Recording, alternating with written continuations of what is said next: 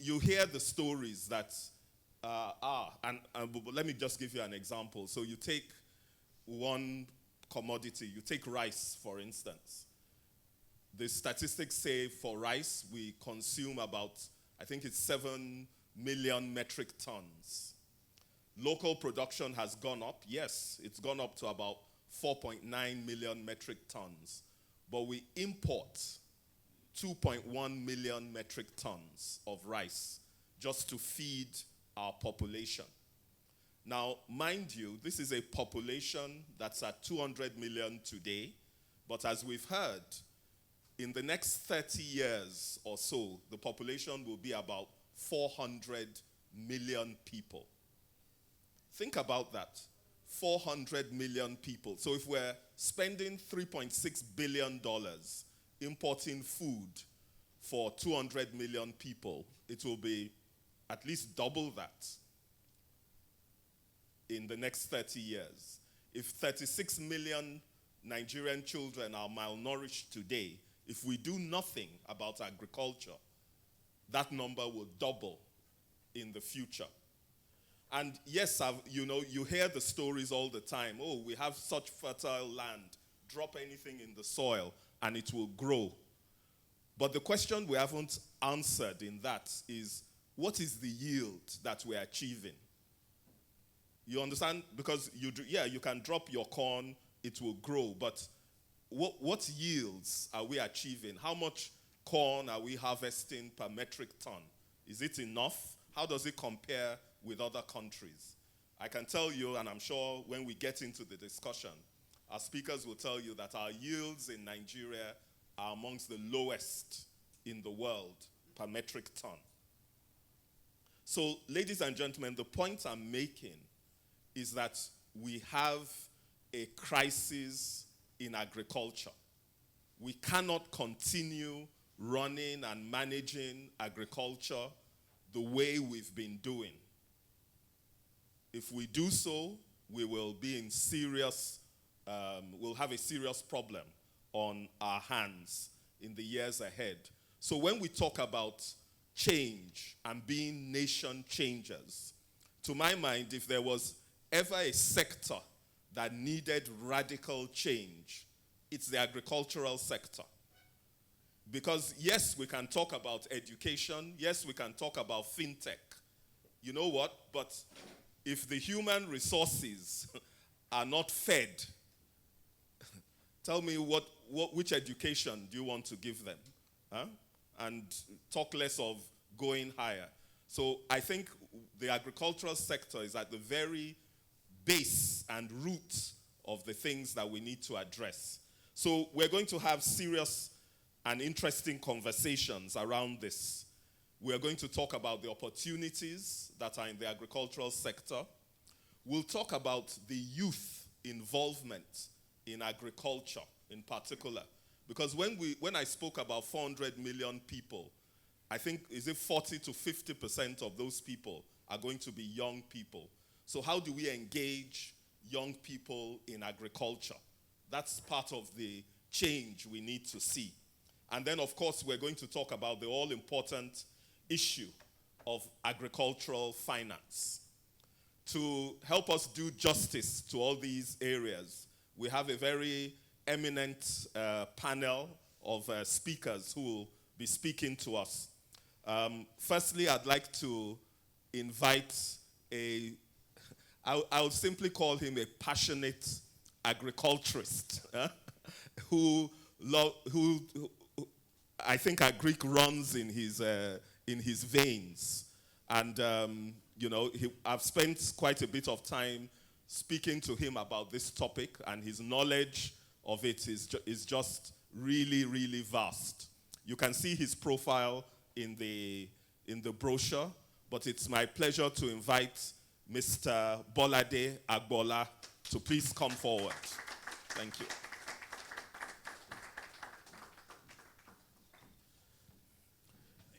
Next, we have, the rare privilege of having a very distinguished banker in our midst. He's, of course, one of our dear pastors as well. But he runs a very crucial institution in Nigeria, which is the Bank of Industry. And the Bank of Industry, one of their focus areas has been how to stimulate the agricultural sector. So to help us do justice to the whole issue of agric financing, it's my honor to invite Pastor Kayode Peton to please come forward.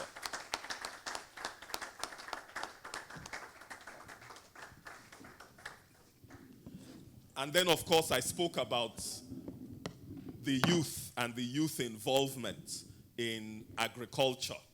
We, again, have a very passionate guy. I mean, you'll forgive me for referring to you as one of the youth. Well, at least he doesn't yet have the gray hair that many of us have.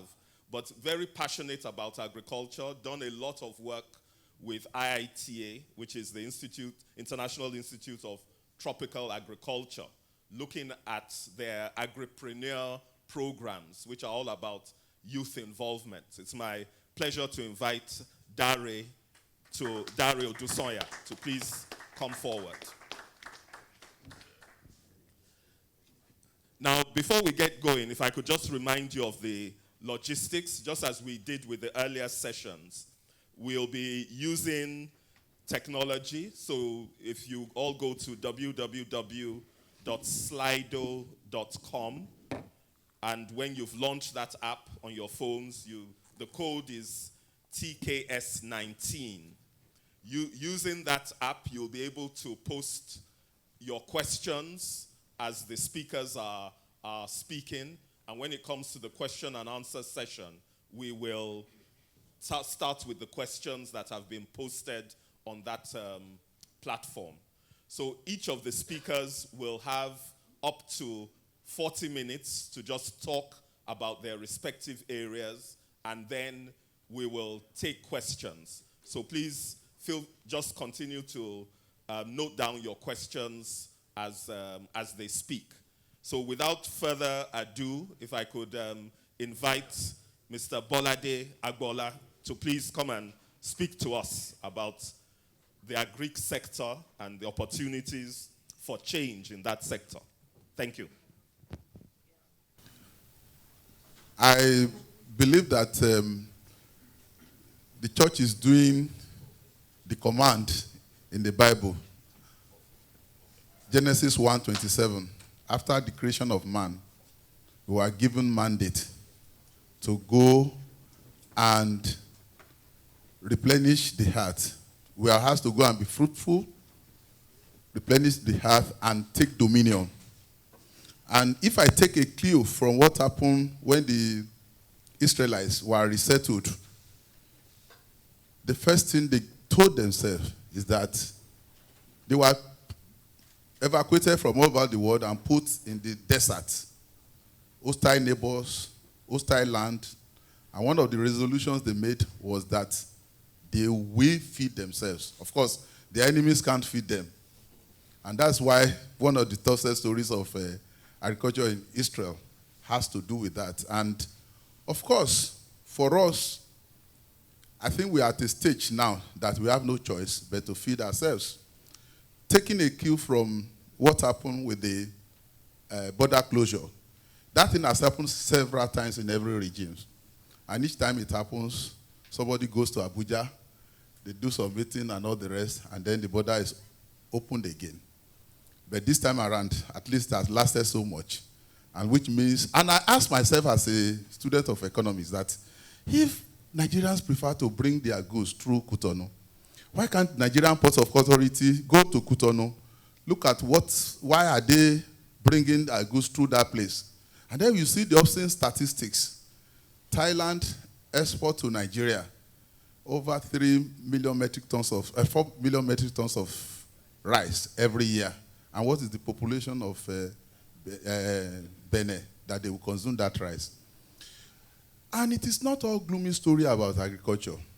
I related 3 or 4 stories, and I would like to reenact them about agribusiness generally.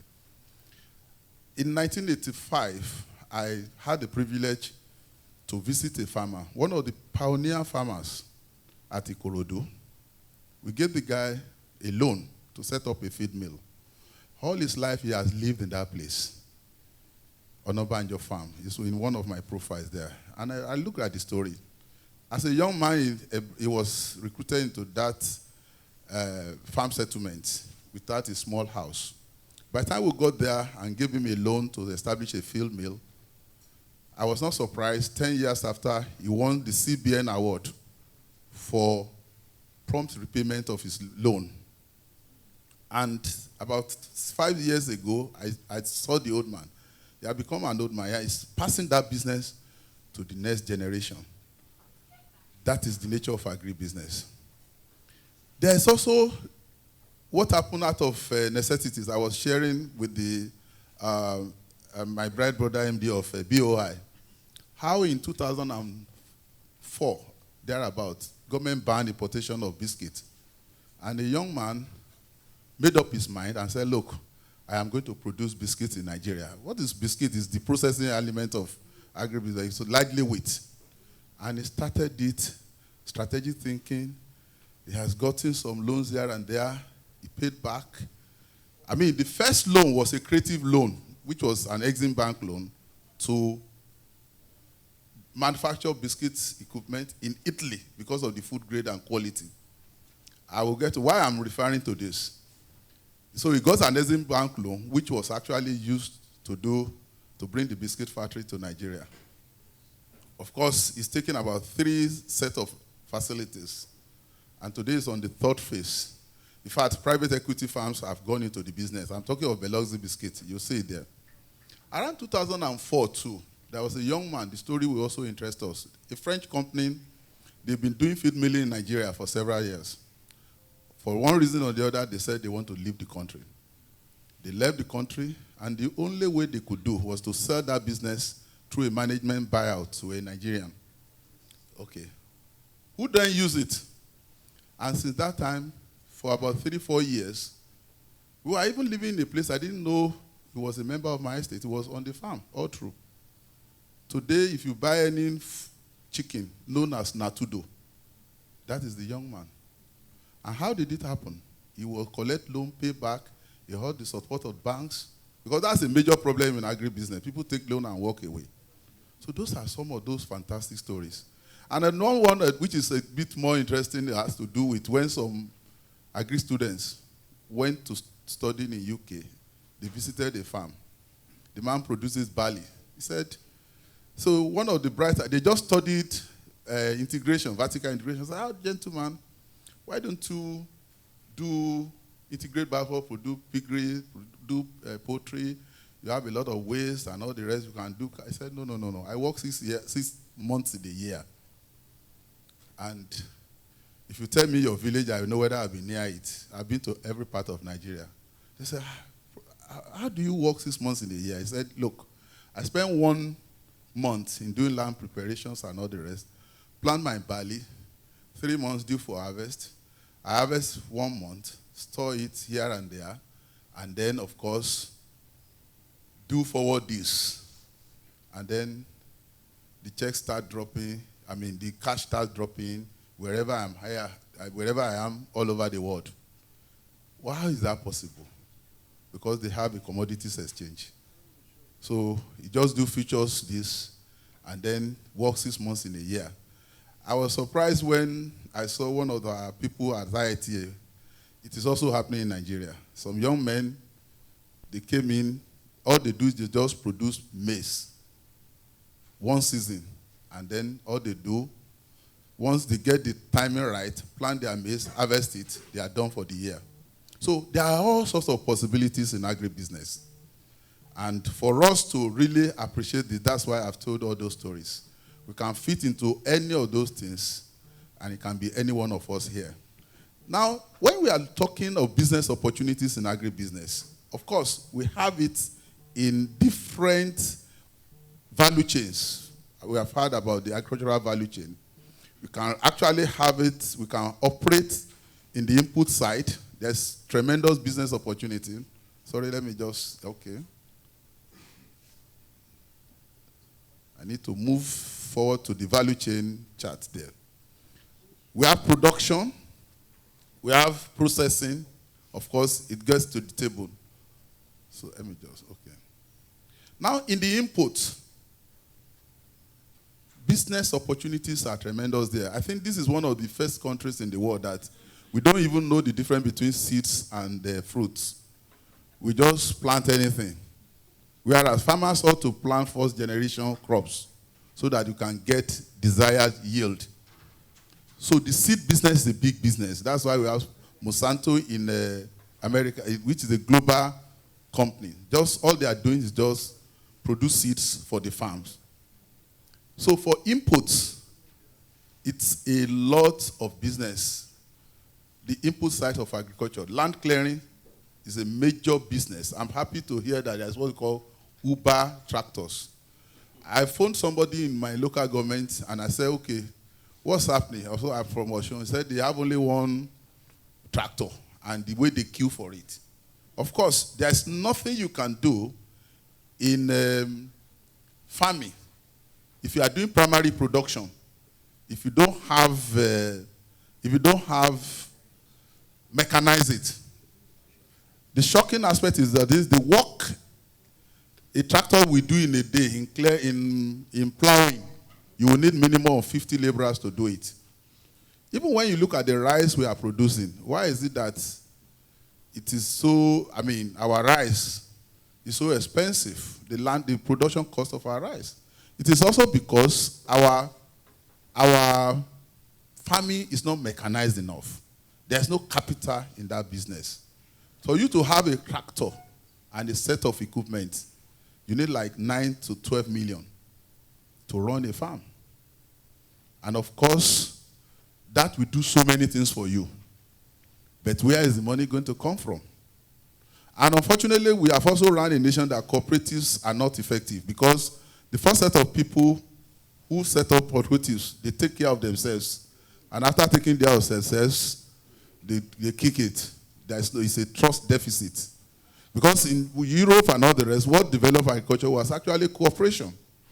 But the good news today is that we can have clusters, we can provide all this equipment and share it because they are really pretty expensive. So for production, there is a lot of opportunities in production. I know I have a limited time, so some of the things I have to take, but I'll still bring them back. Now, so in production, there are so many things you can do. As you can plant short duration crops, you can plant long duration crops. For instance, when you see the people on Badagry planting all those lettuce, cabbage, they are big business. And they are making a lot of money. In fact, we are now seeing hydroponics, aeroponics, and all the rest. You can even do it in your home or if you have large expanse of land. So in production, when you are looking at the production value chain, the key thing we are looking at is actually in each of the segments, there are vast opportunities. Part of it is when you look at tree crop farming. Today, people are planting. We unfortunately, we tell the story that Malaysia came here to take oil palm seeds from Nigeria, from NIFOR precisely.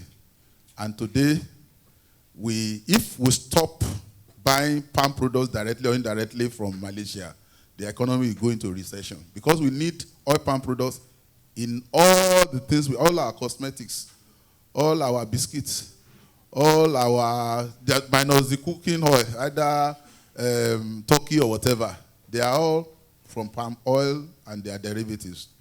So for us, but what happened? And why did we lose it? It is also a savings crop. I was bought by a farmer, of course, who also, I know he was an arable crop farmer, but of course, he didn't have all those cocoa and all the rest because he was busy paying school fees. That's a long story itself. But the truth of it is that farmers who plant tree crops are actually investing not for today, but for tomorrow. And anywhere I speak, I encourage that because for those of us who wants to be absentee farmers, that is one of the best things to do.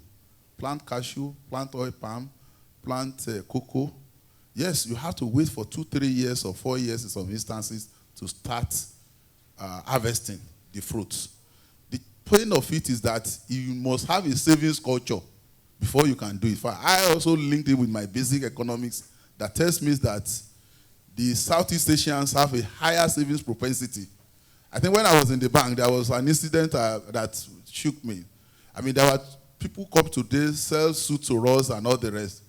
And there is a Nigerian, he comes in, the Pakistani man will wear white shirt and trouser. But the Nigerian selling suits to us, he will always, if I everything, he will always wear it. So the one he wants to buy is wearing it. So one day I called the other man and said, you always bring this suit, customize, put your name on it. How is it that you are not wearing it? I said, look, my business is to sell to you. Your business is to,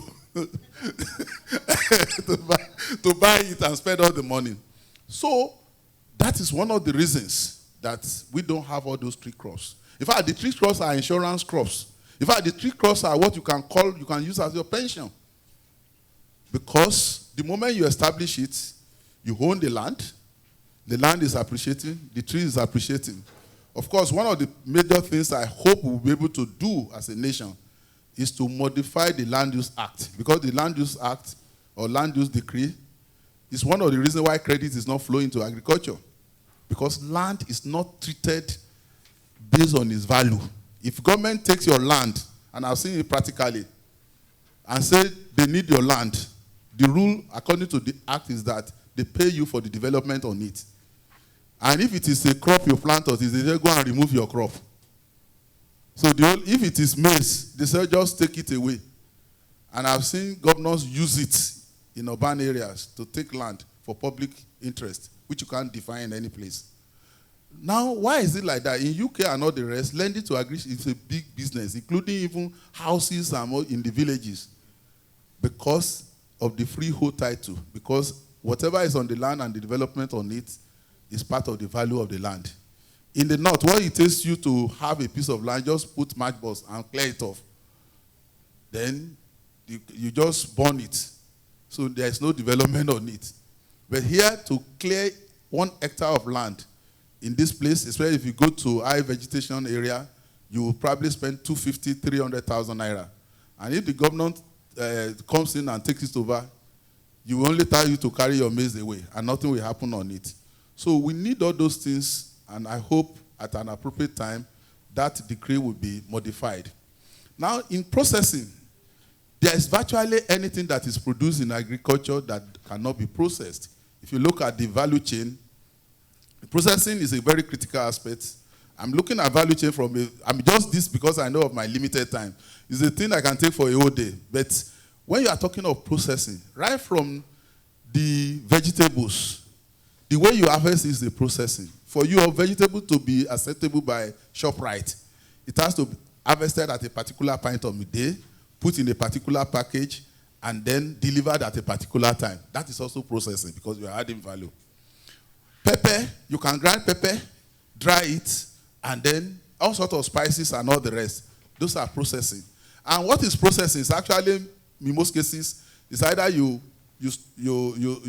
cold storage or you dry, grind, and package.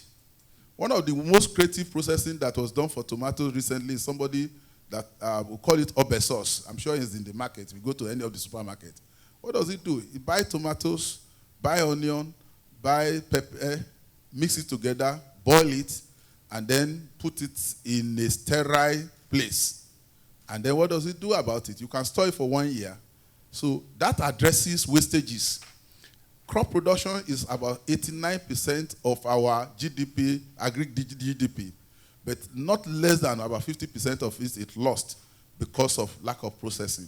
And also one of the reasons why we have wide margin between market price and then the farm gate price is because of logistics and processing. So this is a very critical aspect of our value chain, which we need to look at. Of course, distribution and all the rest also go before it gets to our table. The value chain has been used as a model for development of agriculture for anybody who wants to invest in agriculture to see which aspect do you really want to be in. And what I tell people is that now agribusiness is a knowledge-based business. You need to understand it. You need to understudy it. In fact, one of my recommendations is that use your own money first to do agribusiness. And then it is when you have mastered it that you take risks with other people's money. Of course, if you go through the slide, you see some of the value chains, the actors, the functions, and the activities. And then you look at the cassava value chain, which is very interesting. You can look at it where you process it to animal feed, flour mill. You can process it to flour, to starch, and to glucose. And then fresh food processing, our fufu, our afu. One of the most interesting aspects is that Thailand produces almost as much cassava as ours, but they use theirs as animal feed. Whereas in our own case, we eat a lot of it as food, but we need a lot of it for starch processing.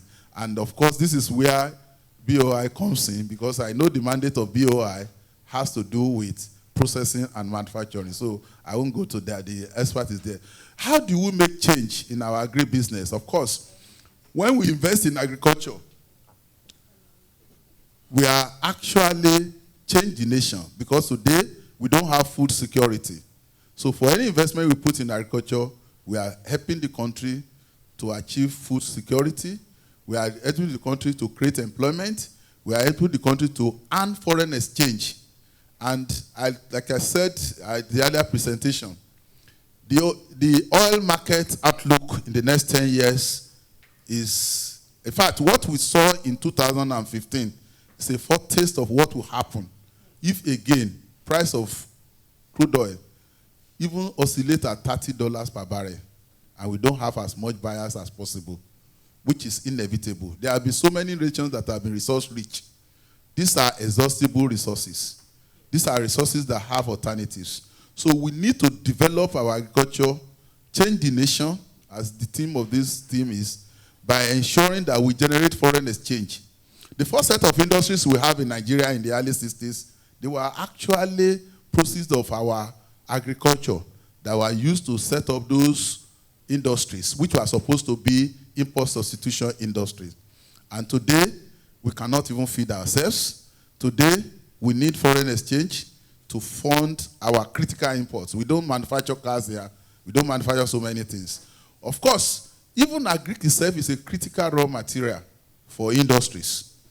Because just imagine the fertilizer. Before we resuscitated on NAFCON fertilizer, we used to use NAFCON fertilizer. Our fertilizer consumption was about 8 kg. Today we are talking about 14 kg per hectare, which is a lot of improvement. We can still do better. Of course, for us too, many things that makes it compelling for us to develop agriculture. The first thing I will mention has to do with the imminent doubling of our population by 2030. We have been doing it. At independence, we were 45 million. Today, we are 200 million. So, which means by 2030, our population will double. Then, two, as economic prosperity improves, our demand for high-value crops, like eggs, like fruits, all of us, 10 years ago, you can hardly find carrot on the street, cucumber, lettuce. Today, they are all over the place. Healthy food, and we are all buying it. And this demand grows as economic prosperity increases. So we need to develop agriculture. We also need it as fuel, biofuel, and all the rest. I mean, I didn't even know that jatropha is a common plant we used to play with when we were young. So it was the last time I went to the Nigerian's replica of IITA, Domino Farms in Ibadan. We took some young men to go and train there as agriculturists. That I saw, this is jatropha. I said, we used to see this tree when we were growing. It's used as a biofuel. So we need all these things. And then for us to develop our agriculture, we need a new generation of farmers who are college trained, who are equipped, who can use all the available technology, mechanization. I'm sure this place is populated by youths, who can use tractors and equipment, who can use ICT, who can apply modern sciences, and then, of course, use improved seeds, cultural practice to produce. We have our maize today, we are producing just about 2.5 tons per hectare, which is very low. So we could actually get to 5. But to get to 5, you have to use improved technology, you have to use the right seedlings, you have to use the right spacing, you have to use the right herbicides and all the rest to get that level. So there's a lot of opportunity, and all I can say is that agribusiness with automation, with new technologies, is farmers are getting wealthier, and it is the surest job. Some of our contemporaries who left school, who went into agriculture straight, they are very, very, very, very, very, I can tell you, they are retiring to prosperity. I have one classmate, he went to read accountancy in London. When he couldn't pass, he just went into agric. Today he's one of the biggest fish farmers in Nigeria. So it is a place to be, and you will not regret it. Whatever you put in farming, you will always reap. Now let's go into, so there are business opportunities, the upstream, in the midstream, and the low stream. Now let's look to basics about finances. Of course, when you see the slide, you see it. You need finance in farming, and those finance can come because of the nature of agriculture itself. Most crops you have to wait for 60 days, 45 days before you can harvest. Some you have to wait for 3 years, 2 years. Unfortunately, our Bank of Agric, I'm sorry, I will say it here because I have somebody in government here. We lost it, casually, with our Bank of Agric. When we look at our Bank of Agric, compared with Bank of Agric Thailand and Rural Development, what they did in 1986 was smart. The first thing is that they allowed the banks to start taking deposits. Within 10 years, their deposit to loan ratio increased from 30% to 70%. Then, too, most of their government agencies, most of their government goes through it. In fact, that's why today they have, their agric is well developed because they can lend to their farmers and rural areas at rates lower. The strategy they did at that time is that when they were taking deposits, they take it higher in the rural area than what the urban, the commercial banks were doing. For instance, imagine somebody have banks offices all over this federation and is paying 5% as deposit. You can hardly get 2% deposit from some of these banks. Zenith on your deposit account, unless it's big money. So they harvested that money, created their no label funds. And today that bank is a 4.3 trillion bank. And it is meeting the agricultural needs of the farmers. It is the bank that knows that, look, if I'm lending to somebody who is doing 3 crops, maybe I have to do 1 or 2 years moratorium. I can even use existing 3 crops as a collateral to lend for expansion. Because they are manned by people who understand the business of agric. You cannot get a 1-year money in Nigeria, any of the Nigerian banks.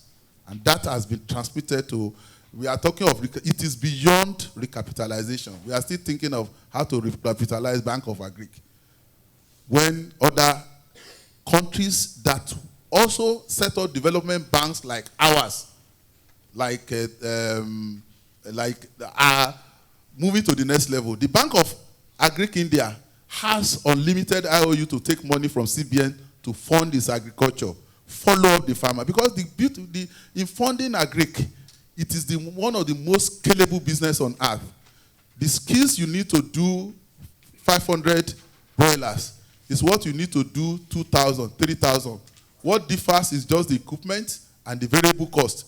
And as you understand it, you can move it up and move it up and move it up and grow the business. Just like the story of Onabanjo I told you about, who started as a farm settlement officer, put in a single room, got married there.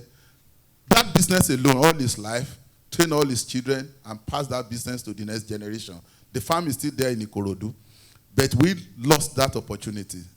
But it is still possible, we can still redeem it. So in funding agribusiness, there are actually 4 technical ways to solve agribusiness. 4 broad ways: equity, credits, and grants, and then, of course, 3, sorry. The equity is very important for young people who are starting agribusiness. What is important about there is that they should start with their own fund. Of course, we also have a problem in Nigeria. You call people, I want to set up a company, and then you collect money from people for friends, relations. That's the last time they see you. You are creating a bad precedent. I was telling somebody recently, I had an experience recently, which I took up, and which is some of the problems my generation caused Nigeria. MD, I'm sure we belong to the generation. I'm sure you were at Alaji Tokan. I don't know whether you two were there. I came there when I wanted to do my master's to take a student loan. But when they were talking, you had to give money, this and that, I left it. I was shocked. And this is also part of the story of the change we need to bring to our country in meeting our obligation. In a class in Canada of a student, he told me there are 27 Indians in that class in Canada doing masters in computer science. And almost all of them are on loans from their country. I said, loans in a foreign country to come and read? He said, yes, because they know they will pay. Then I started asking questions. I now remember I went to Alaji Tokan. That was my second time of coming to Lagos. I'm around you, okay, don't mind me. And then they were talking rubbish I could not understand. That's why I said I collected the form, I didn't submit it. So I now called my friend. I said, this is what I heard, though, that almost 27 students doing a master's program in university from India, they are on loans. He said, my friend, I collected that money. Me, I even took 3, but I didn't pay back. I said, look at how my generation ruined Nigeria. Imagine we have a loan scheme. Some of the stress we are taking to train our children, they will transfer it to them. So we need to rebuild this country. And God will help us in Jesus' name. So, and it goes to equities too. When you take money from friends, from family to set up a business, that's the last time, what they will see is just your back. They won't see your front. Which means, even if you have grown the business, and in 4 or 5 years after, you still need money, you can go back to them. Accountability. Because most businesses are family-run businesses. Friends supporting. And because of the trust and integrity problem in Nigeria, we don't have it. That's why we have huge unemployment. The resources have to move from surplus to the deficit. Some people may not have it. So the first thing you should start business with are equity, money from your family, money from your friends, and then you can now develop the business further and raise money through private equity, through venture capital, because the venture capitalist wants to give you money, wants to see what you have done, wants to see your records, wants to see a track record of performance. Then we can have agent investor, people who have money who wants to change, who are interested in just funding. And some people, their own strategy for investing is pick some young people, like 10 people, invest in them, maybe 5, 6 of them will be successful, and they get it through. One of these healthcare companies, they raised equity, private equity, about 10 years ago or 15 years ago. I got involved with them. They are so happy with the dividend payment that they don't want a dilution because the man was paying dividend. And that is also part of the challenges we have in our capital market. Many people took money, 4 or 5 years, nothing. You won't hear anything. Will they come again? Will everybody be foolish again? But we are killing the system. We are destroying employment by that failure. And that is why the system must find a way to punish it. Now for agribusiness, we have credit. We have various credit schemes. We have the savings group, the trade group. For the instance, people that do collections and use it to start farming. Savings and loans, of course, either through cooperatives or whatever, we can do that. Then we can also borrow from microfinance banks. Recently, NISA is setting microfinance bank all over the country. I don't think microfinance bank money can fund agriculture. That is the truth. If you are paying 3% flat for somebody, you want to also lend at least 4% flat. Annualize it, it is not going to work. And then we also have, of course, development finance. Those are the people that we need. The processing, that's where Bank of Industry will take, will tell us how to. Then we need leasing companies to grow. Tractors, equipment can only go round if leasing company goes into that business. And of course, the beauty with leasing is that you just pay for the leasing. And then, of course, what is happening, so those are actually very good business area with tracking system and devices. In fact, tractors should start work from Lagos, get to Ibadan, get to Maiduguri as the rain moves, because we are blessed with 2 nodal rain systems. So that following it, you walk in Ibadan, you go to there. I mean, when you finish the walk in Ibadan, because race does not get to all those places simultaneously. You go to Kaduna, from Kaduna, and then you will come down like that. That is how it should be. Of course, we have some state government that have lending schemes. Then we have grants. Grants are just like a drop in the ocean. There are a lot of, it is also good to know that it exists to fund your project. Recently, we were involved with a multinational company that wanted some young people from 6 geopolitical zones. We trained them in the classroom for 1 week, and then we took them for another 1 week on the farm. We were on the farm. In fact, I slept on double bunk after almost 40 years of leaving secondary school. It wasn't easy at all. I did it for 2 days. I had to run away from the farm. And then we brought them back to train them to write their business plan and defend it and pitch it as if they were getting. And the strategy of that multinational company is to watch them for 1 or 2 years and then roll out a set of supplies for them. So youths, if you have those opportunities, make the best use of it. Of course, we have the Elumelu and all the rest. And of course, my standard advice is that any new entrant into agribusiness or agribusiness should start with their savings and equity before going to borrowing. Of course, we have several agri lending programs in the country. The Agri Credit Guarantee Scheme, which was started in 1977. The Commercial Agri Scheme, which was started in 2009. Then we have NISA, which is the new, of course, you can see the structure of the NISA. Now, the key thing we need to know, you can also look through the challenges of bank lending, and then a few things why agribusiness fail. We need to know it. The first problem is management, mismanagement of resources, mismanagement of people, products. One of the very sad feedback we got from the farm in Nigeria, when you go around farms, I've gone a lot around, is that it is the foreigners that are actually managing our farms, the Cotonou people and all the rest. Because the perception is that the Nigerian laborers are not only lazy, but they are, you need extra resources to monitor them, begging, stealing, and all the rest. But thank God for ICT, it is solving that problem. Somebody read one of my book, one young man, and went to apply the ICC solution I prescribed there.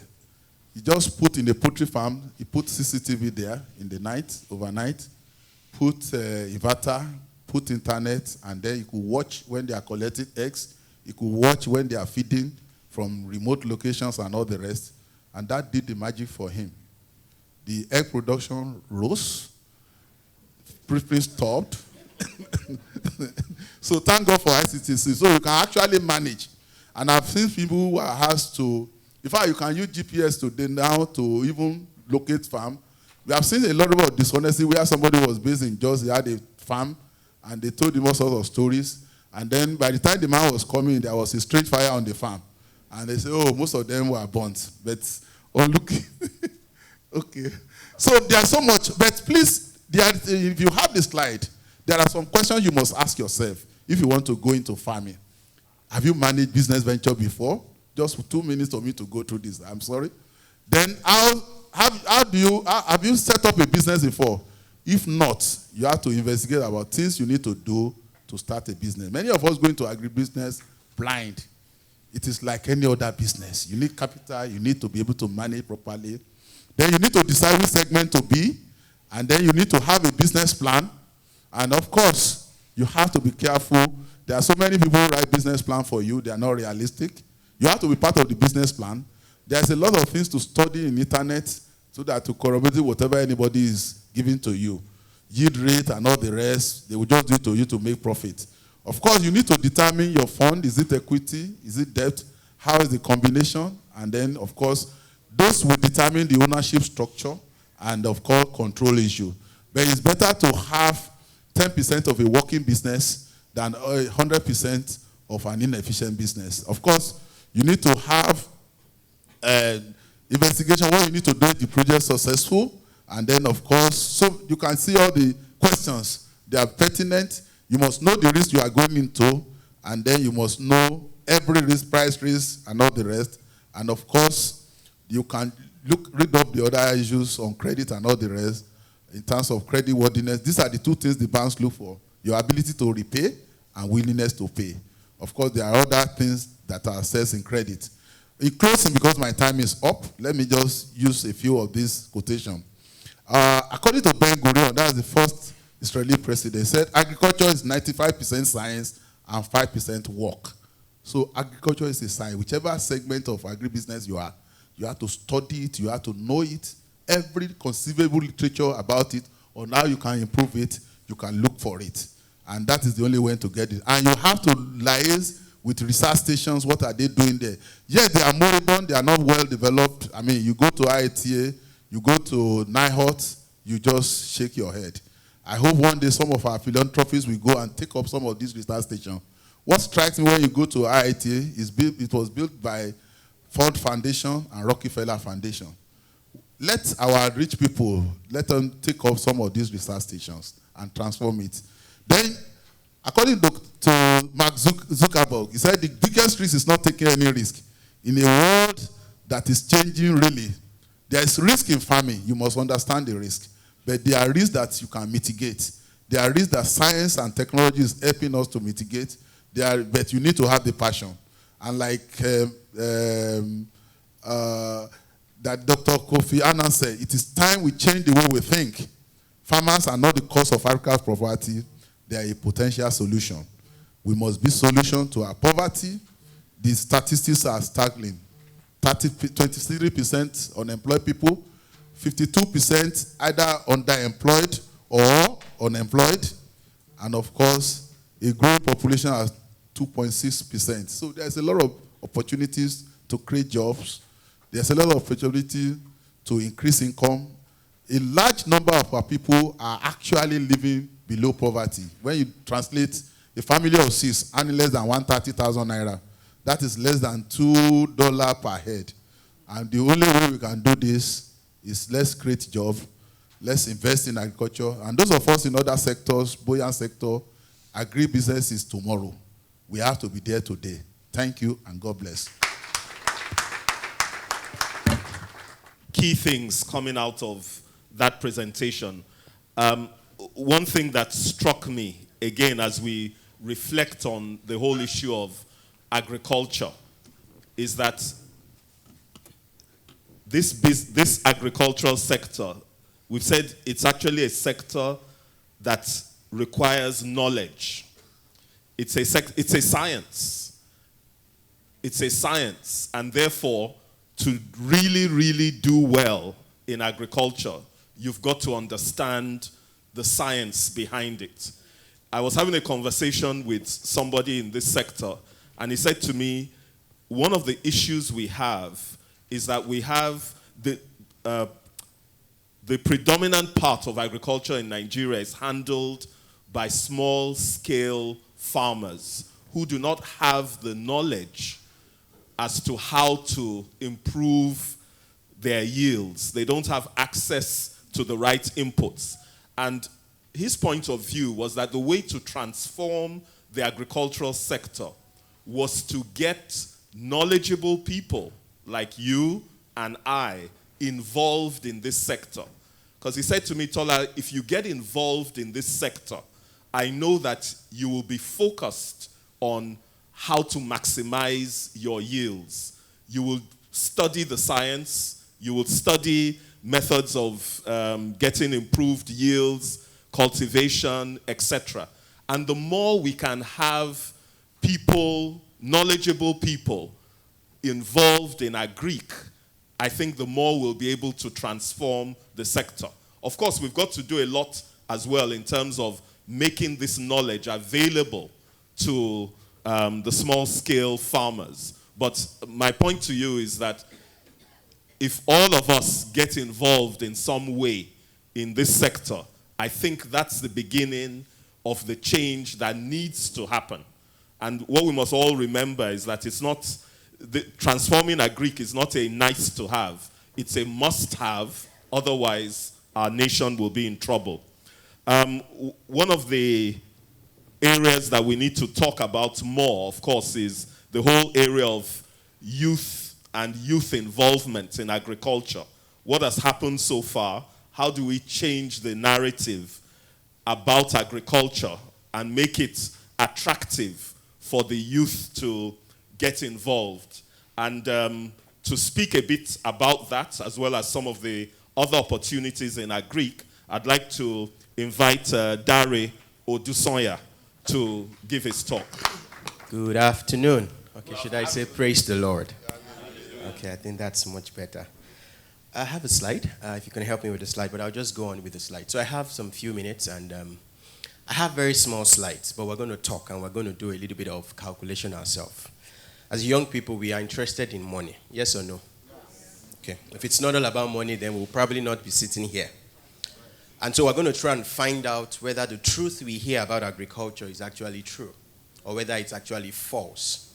So first and foremost, I would say this: there's nothing that has to do with agriculture that comes quick.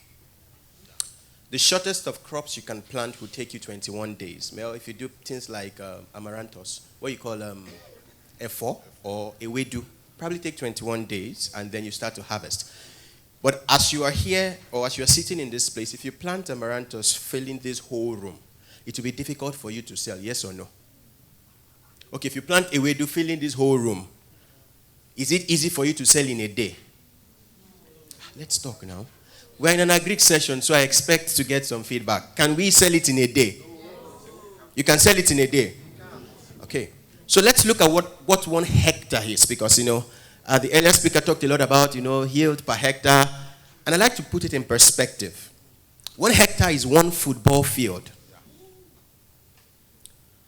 Now, can you plant ewedu in 1 football field and sell it probably in a day?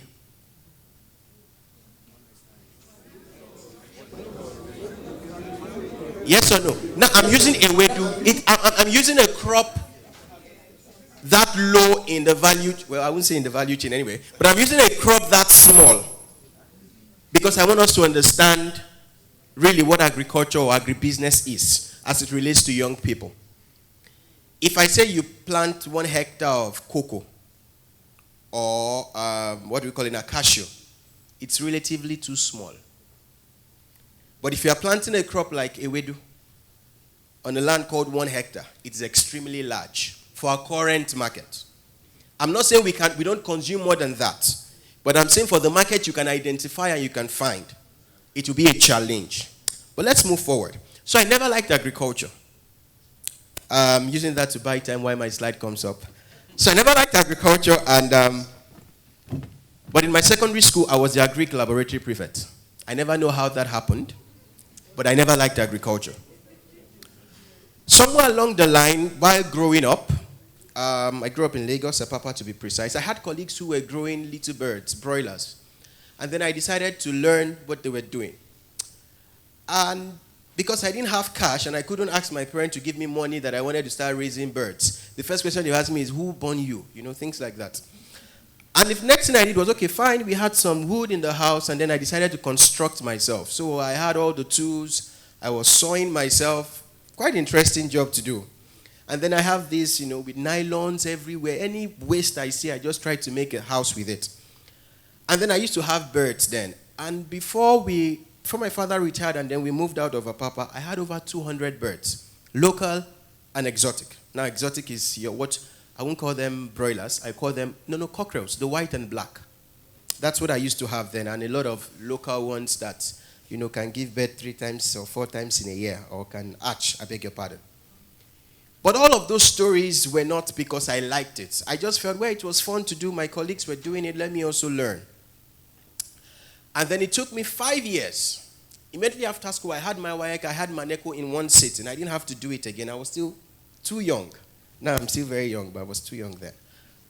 And I wanted civil engineering. So I tried first with JAMB. I still remember all my scores. I had 220. It was relatively too low to get civil engineering. So I was given physics and electronics.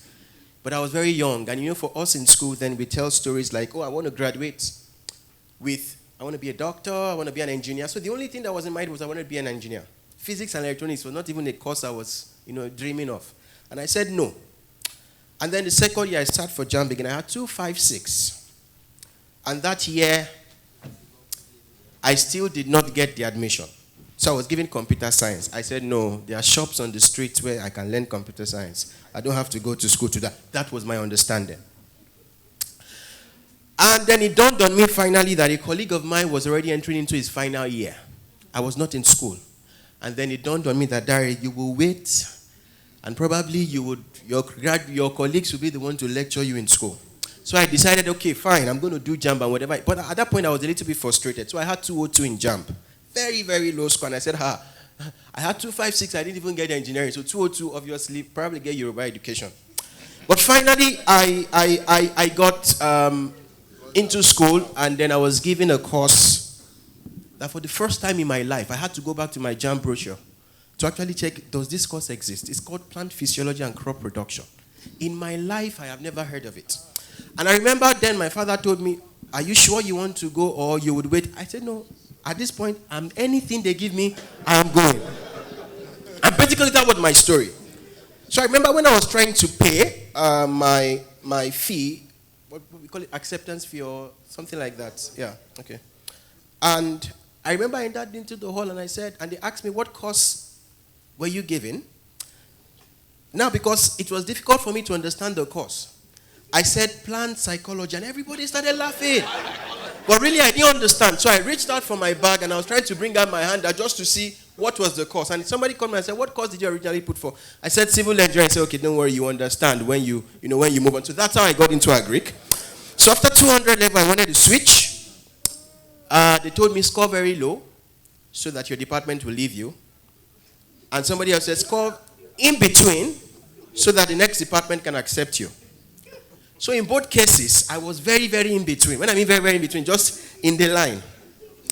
And then when I was about to switch, believe you me, out of probably over 100 students in the other department, well, they were not up to 100, probably about 30 students in the other department, my so-called CGPA that I thought was very good at a 200 level, I was not up to 1 to 25 in that department. So they told me, you are not better off. Why should we accept you?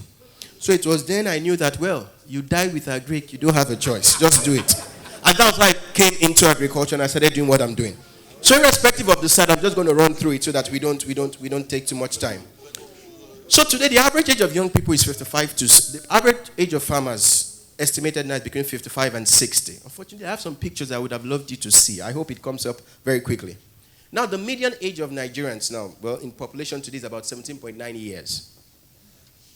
Now, if you pick those two narratives, meaning the extra percentage of populations that you have are young people, right?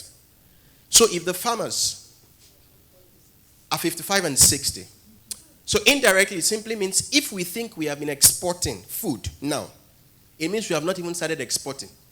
Because once the farming population goes, and the young people, imports, I beg your pardon, and then the young people, once the farming population dies off, and then the young people who are not into farming grow up, what would they eat? They will have to import. Yes or no? Okay. So we're creating a narrative here because we're going somewhere with all of this. I need you to do your calculations. We're going to do a little bit of calculations. So we're going to go there. I'm a farmer by profession, agronomy. So I'm a farmer. But forget all of these things we wear. It's just to ensure that we sell it well. It's one of the things we do. 43.3% of young people today are categorized as being unemployed. Now, Agric can mop up the whole 43%. I keep saying that. But in different ways. You do not have to own a farm. Neither do you have to plant a farm. I can have a car, and I would still be in agribusiness. I can transport your tomatoes from the north to the south and make money. I don't own a farm, but I can move it in that direction. I have people today who only sit on the computer, and all they do is, I'm going to help you design an app that will work for you, or I'm going to help you design something that you can use on your farm to ease your activity. So there are areas we can do. The narrative now is 1 in every 3 Nigerians wants to leave this country. So each year, each day, IELTS keep making so much money from us. I heard it's 75,000 naira now. 80 now. Oh, so you are doing it, sir? Okay. So let's not leave. Let's stay. Nigeria will be well. Okay. So as I move on, I have a picture here. I would have loved you to see, but unfortunately, you cannot see that picture. So I'm just going to move on. If we see it later on, probably I will dive into it.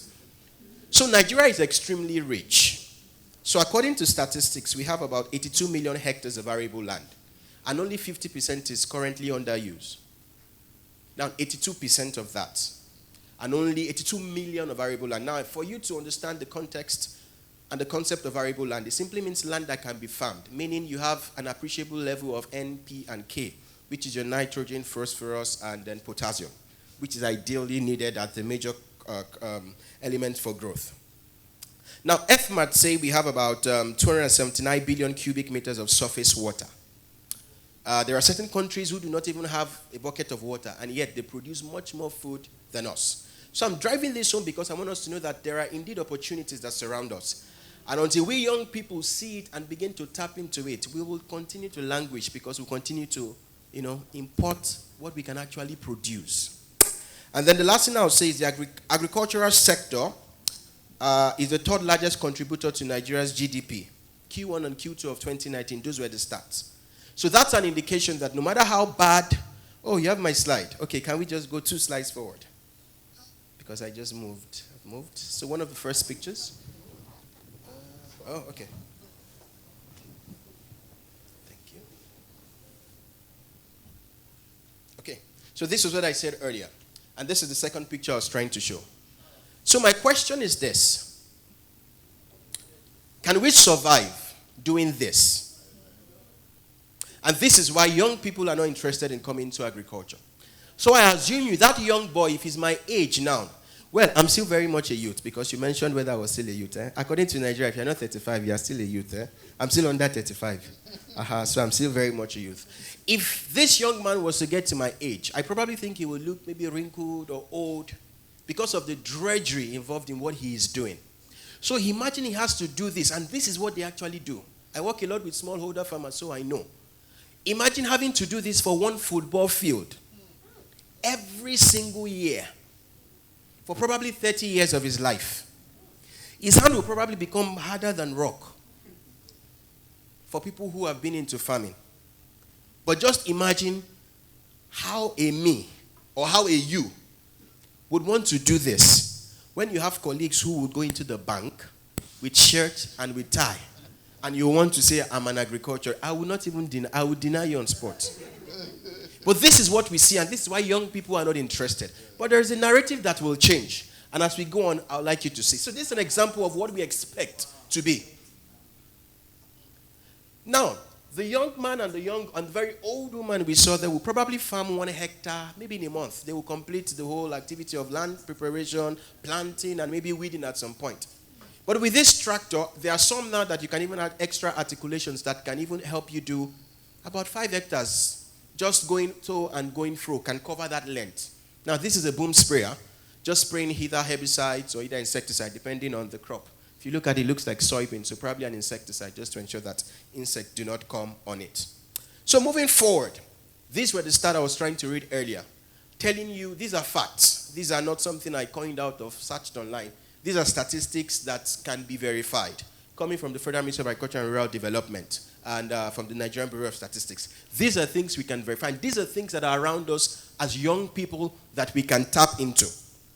But here are some more interesting things that we probably will not look at. Now, I'm going to talk about a little bit of opportunities, and then we will go into a little bit of practicality where we'll find out whether of a truth all we have been saying and all that will be said is true or false.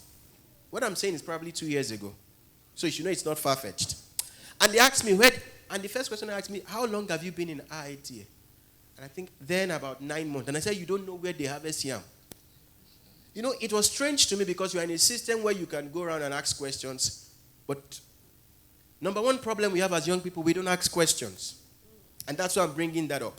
So you are in a system that can help you, and yet you are asking me, how do they pluck yam? No, they uproot it from the water, if you want me to say that. But that's the question we ask ourselves as young people today. There are lots of information, but we feel ourselves with the only ones we want to get. We only shop the information we want, and then the most vital and the most critical ones. The earlier speaker said you need knowledge to survive in agriculture. Yes, you need more than knowledge, if I would say, to survive. Because there are all manner of crops. If you go online today and type how to farm maize, you will get all manner of crap. People who have no understanding of agric will also write there. And you have what... So I had a client once who came to me and said, no, Dari, what you told me is wrong because I checked online. And the first one I said, please, if you're going to do online, go and farm yourself. Don't come back. Because the truth is what you get online, sometimes it's just somebody who does one small plot and tells you and write and say, yes, you can do it that way. It doesn't work. You can extrapolate in research, but you can't extrapolate in business. It's a different ballgame entirely. But let's move on. So Sesame, just look at the statistics. At this for 2018. And it says that the export value of agricultural goods to Asia, now from Nigeria to Asia, grew for 167%. That's from about that figure from 2017 to this now in 2018. And the next one says to Europe, there was also a growth that was recorded. Now, what are these two indications to us is, sometimes we say there is no market. But Asia and Europe, from the fact and from the statistics we have now, tells us that what we are actually moving out in terms of the value in cash is increasing by the year. So it means certain people know something we don't know, and certain people are making more returns than what we even think we can earn. So these money are billions, and sometimes I like to count it one by one. So billion means you go through 999 million, and then we get to a billion, right?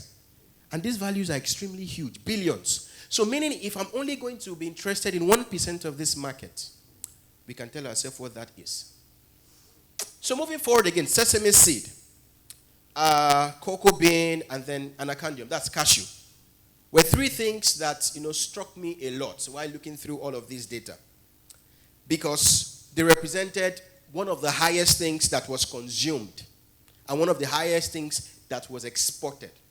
Well, you might argue with me, well, apart from sesame, you can argue with me with the others that they are perennial crops. It takes time to grow. But these are opportunities we can tap into. So I'm going to be running fast now because I need us to do some calculations. So I need you to look at this. In agriculture, in the agricultural sector in Nigeria, it's categorized into three things. So we have the crop production, animal husbandry, aquaculture, and then we have forestry. Now look at all these things that you have and look at the numbers, the way it reels. These are from the first quarter. The second quarter has a similar one. The third quarter, I've not gotten that stat yet. I don't know if it's out. But these are just signs and indications that of a truth, there is indeed value in agriculture and in agribusiness. It's growing, it's not going down. So as a lot of people will say, the border, me, I'm telling them, please leave the border closed. Yes, we will suffer for a while. But in the long run, we will enjoy. Rice is expensive now because my competitor is selling too cheap. My competitor is the foreigner. And they are bringing rice. Now, they have more technology than I do have. And so if my cost of production, for example, from the top of my head, my cost of production for maize would have probably around 220 to 250,000 naira per hectare. Well, depending on what you do and things like that. And then my competitor who has an articulated machine will probably, if I put it in naira terms, will probably mean 80,000 naira per hectare to him. So if I make 2.5 tons, which is the Nigerian average today, globally, well, Nigerian average in terms of yield for maize, he would make probably now a Monsanto variety, not GMO, a Monsanto hybrid variety or a Pioneer hybrid variety today will give us about 7 tons in Nigeria. Now, if I have a counterpart in America or in Europe who is doing the same thing and probably getting 10 tons or 15 tons, like we see them get, they will ship it in and sell at a cheaper price. And me, who spent my hard-earned money to farm it, will not be able to sell. So keep the border closed, Mr. President. That's what I will only say. So let's move on forward. I might be wrong, but that is my own understanding. And it has helped thus far. So today, for the very first time in a long time that I have witnessed, rice farmers are hoarding their rice, saying, I'm just waiting. Because, you hear things like, my rice is still on the field. It's still on the field, but yet somebody has come to say, please take 70% upfront. Just to ensure that once you are harvesting, don't sell it elsewhere. I want to buy. So this probably 2 or 3 years ago was not happening because we had competitors. You might say our rice has stone. Yes, let it have stone today. By the time, you buy it and the stone hits you tomorrow, the government would give us a facility to process well that can destone, and do all those things for us. So don't worry, but we'll get there. But it must take time. So now, I'm at this stage. I'm going to the next one now where we'll talk about a little bit of this. I'm an agronomist, so I'm going to start with crop production. So can you help me now? One football field is 10,000 meters square. That's 1 hectare, right? So I want us to do something now. Can we please help me calculate? And you're going to give me numbers. Let's start with maize. So there's a calculation I'm just going to read to you. It says land area over spacing times the number of seed per hectare. So ideally, we plant 1 maize per hole, right? Hello? Okay, I know we are not agriculture. Okay, how many stands of maize do you see? One, Abby. Let's not use two. We can do 50 by 50 and use two. But let's do 25 by 75 and use one. Sorry, these are my terms in CM. So we say something is land area over spacing. That's how you get your plant population per hectare times the number of seed you plant per hole. So in this case, we are just using 1 hectare per one seed per hole, right? So land area is 10,000 meters squared. So we use 25 cm by 75 cm spacing. So let's convert that into meters. That's 0.25 by 0.75, right? So can you do 10,000 meters squared divided by whatever you get when you multiply 0.25 by 0.75? I know what you will get. No. We're going somewhere. We're going somewhere. Okay, so let me just give you the figure. You get about 53,333. That's what you get. So what that signifies is for every 1 hectare of maize, ideally, you should have that population of plants. 53,333 stands. If you keep to that spacing. Even if you alter it a little bit, let's not go into a little bit of complicated things now, because I know I have professionals also at the back, so they don't cut my neck here. But let's move on. So let's say you have 53,333 stands, and it will cost you about 250,000 naira to farm 1 hectare. So, assuming we are using the Nigerian variety, when I mean Nigeria, our local variety, not the hybrids, just probably the open pollinated varieties, that the yields are relatively low, and you get 1 cob per stand. 1 cob.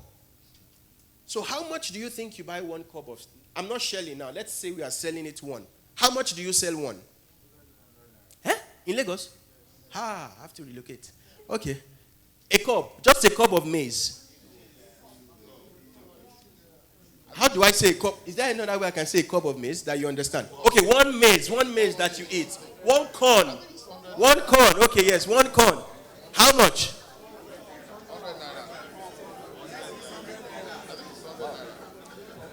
Am I living? Wait. I know I'm in Ibadan, but I want you buy 1 maize for 100 naira in Lagos. Yes. Just 1. Yes. Marina. In Ibadan, you buy probably 10 for 100 naira. I'm very sincere, sir. I'm very sincere. Okay, so fine. If I even makes this much more interesting, so let's not give it. One of the rule of business is you don't overestimate your revenue. It's best you underestimate your revenue and overestimate your expenditure and see how far you balance, right? So let's say you sell 1 cob for 50 naira. Let's pick a low figure now, 50 naira. And you have 53,333 stands. So how much would that be? Somebody should help me. I don't have that already. Yes, so that's 50 naira multiplied by 53. Okay, let's even say you have some percentage loss. Let's say 50,000 stands multiplied by 50. So that's how much? 2.5 million. But how much will it cost you ideally to sell, to produce? It's about 250 or 300. Depending. It depends on what you are doing. So is it profitable? Is it something I should venture into? But how many people here can sell 50,000 cobs very easily? How many people? Praise the name of the Lord. So the question here is, I'm going to do another analysis and then we can pick those figures.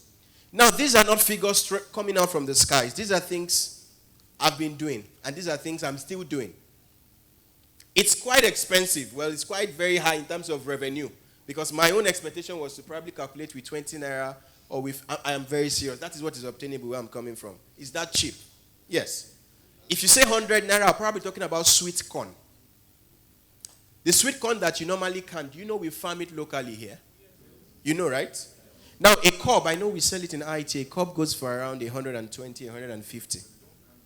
But we don't can ours. No, we don't can it. It sells fresh. But for anybody who is going into sweet corn, I would advise you that you have a market. Anyway, I'm going to get to that point. I advise you have a market even before you sow your first seed. Now, sweet corn has a window of 2 weeks to harvest. If you don't harvest it in 2 weeks, you lose it. It becomes normal maize. And the seeds are 3 times more expensive than your normal seeds. It must be harvested wet and fresh. It cannot be allowed to get dry. Otherwise, the sugar in it or the sweetness in it disappears. So let's do another analysis. You plant about probably 50 by 50 for your tomatoes, right?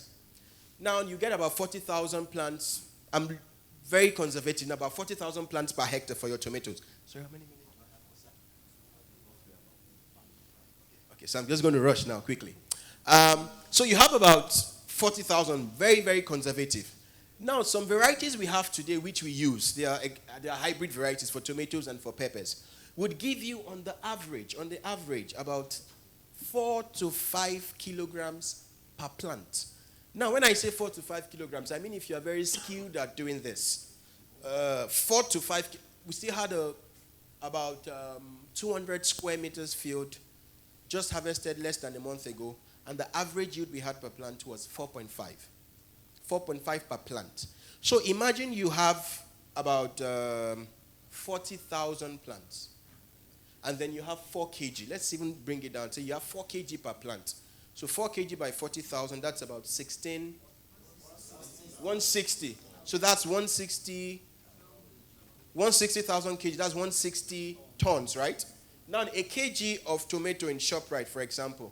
Let me not use ShopRite. It's too much a market. Let's come down. A kg in the rough market will probably be around 150 or 200. In ShopRite, I know it's about 600, depending on the type of variety you are planting. So can you help me do that calculation? I want to see what it's going to result into.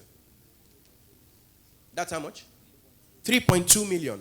Now, ideally, from my head, from what we do, I know it costs about 1.1 million to farm 1 hectare for tomatoes. So if I'm making 3.6 million out of it, that's my general revenue. My cost-benefit analysis still looks good, right or no? Yeah. Should I venture into it? Yes, right? Okay, I know you will say yes. But I know I'm going to round off very neat. So having said all of that, what do we do next? We have seen all of these things. It looks very rosy. It looks very sweet. But please understand what he said when he was making his presentation earlier. Agriculture is all about science. You need knowledge. I know people who have spent money and who have come back crying. One very interesting job I like to, or enterprise I like to always develop is the catfish enterprise. I love it so much. You know why? I'm not going to grow to table size. I don't care about table size. All I want to do is I want to hatch. Now, to hatch one, to pick a male and a female and then hatch, just one. If you're very good, you can get as much as 20,000. Yes. Sir. Thank God he's there. Yes. Fries. Thank you. Now, those just after hatching. But the truth is, the week of hatching and the weeks probably when they become, even fingerless is still fast. Just a little bit. I just give you 2 weeks window. If they survive 2 weeks, if you are good in keeping them to survive for 2 weeks, then you can be counting business. But you might have as much as 20,000 when you hatch. But it takes less than 2 hours. If there's a change in one component in your water, you might lose the whole 20,000 in less than 30 minutes. So it's all about knowledge. So what basically do you do? And this is where I'm going to round off today. Ask yourself the question, irrespective, this is a business canvas we all know. Ask yourself the question, do I have a market for whatever it is I want to produce? One of the major problems we have as young people is we assume too much. There is a lot of hype about agriculture. Just grow anything. Grow it. Nigeria is so good that you will grow it. They need it. Today, do you know how much a ton of cassava is? Offering about 8,000 to 10,000 naira. 8,000 to 10,000 naira. Depending on your starch content. Now, for those who even pay you 10 or 12,000, they are paying you inclusive of transportation to their farm or to their processes. Yes, sir. So just imagine you deduct those who harvest it first and the car loading. At the end of the day, maybe your money you're making there is maybe 6,000 naira. And God help you that you didn't do too well on your farm. You are getting maybe 10 tons or 12 tons. And you've invested so much money and you're making 60,000 naira that does not even cover your cost of production. It's a loss. So the first thing I always like to advise, please and please and please, find out who your market is. These are 9 things. I cannot go through them because this is a session on its own. But please and please, I want to beg you as young people, there are lots of opportunities we can tap into. It's very large. The value chain is very large. You might not have to do production. You might not have to do processing. You might find a niche in between the value chain. It could be transport. It could be storage. It could be aggregating.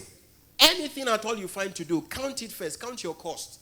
Know who is going to buy. Do not assume that there is always a market. In Nigeria, there is not always a market. If there was always a market, we will not be importing this much, as we have seen from the statistics. It's because there is a market, but they are not willing to buy what you have. They prefer to buy something, in quotes, coming from the other side. So do not always assume that a market exists. A market does not exist. Until you find them, until you have an agreement with them that says, I will buy, do not farm. Thank you very much. The Bible says, my people perish for lack of knowledge. Absolutely. We're learning today that our Greek is indeed a science. 1983. I was doing my NYC at Arthur Anderson. That was a firm at that time that they only took 3 or 4 people a year. And usually you have to have a first class. I was the only one in my set that has a second class upper. So I was the dullard in my group.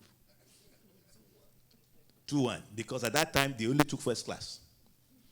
But I had done some other things while I was in university. So I was a person with second class upper with extracurricular. And they will ask you at the interview, do you have a passport?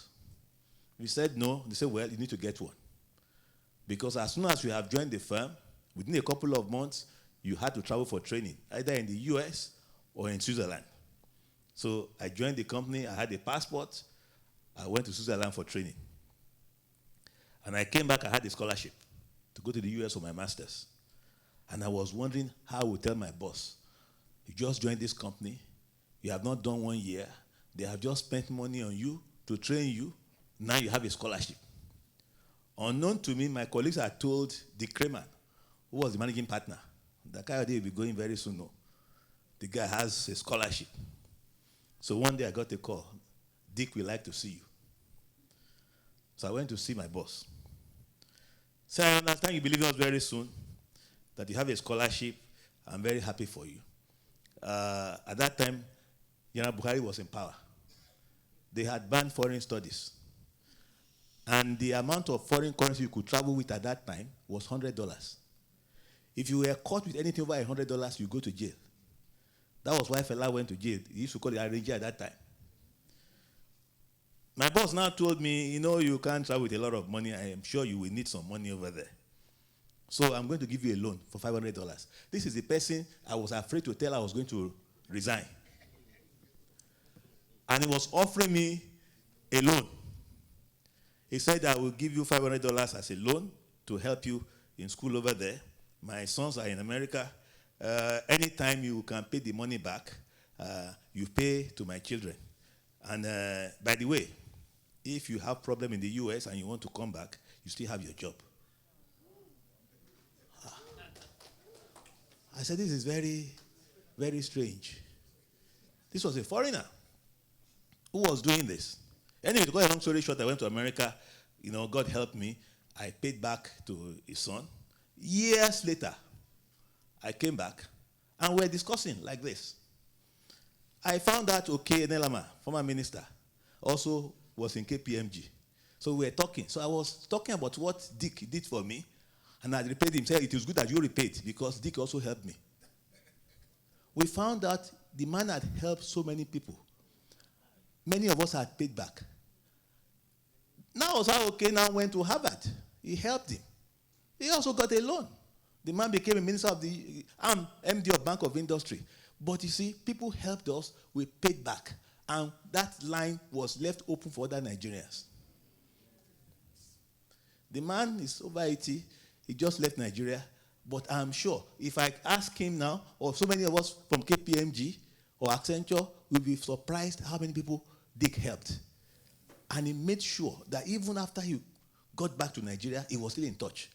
People underestimate the value of character. And how it could open doors to what you are trying to do as young people. In Bank of Industry, we have loans for young graduates. Loans without security. When I say without security, we say, look, you are just young. You're just starting out. All we're going to ask you is deposit your certificate as security for the loan. And a young graduate could borrow from BOI up to 2 million naira. Can you imagine that they come and tell us that they can't find a certificate?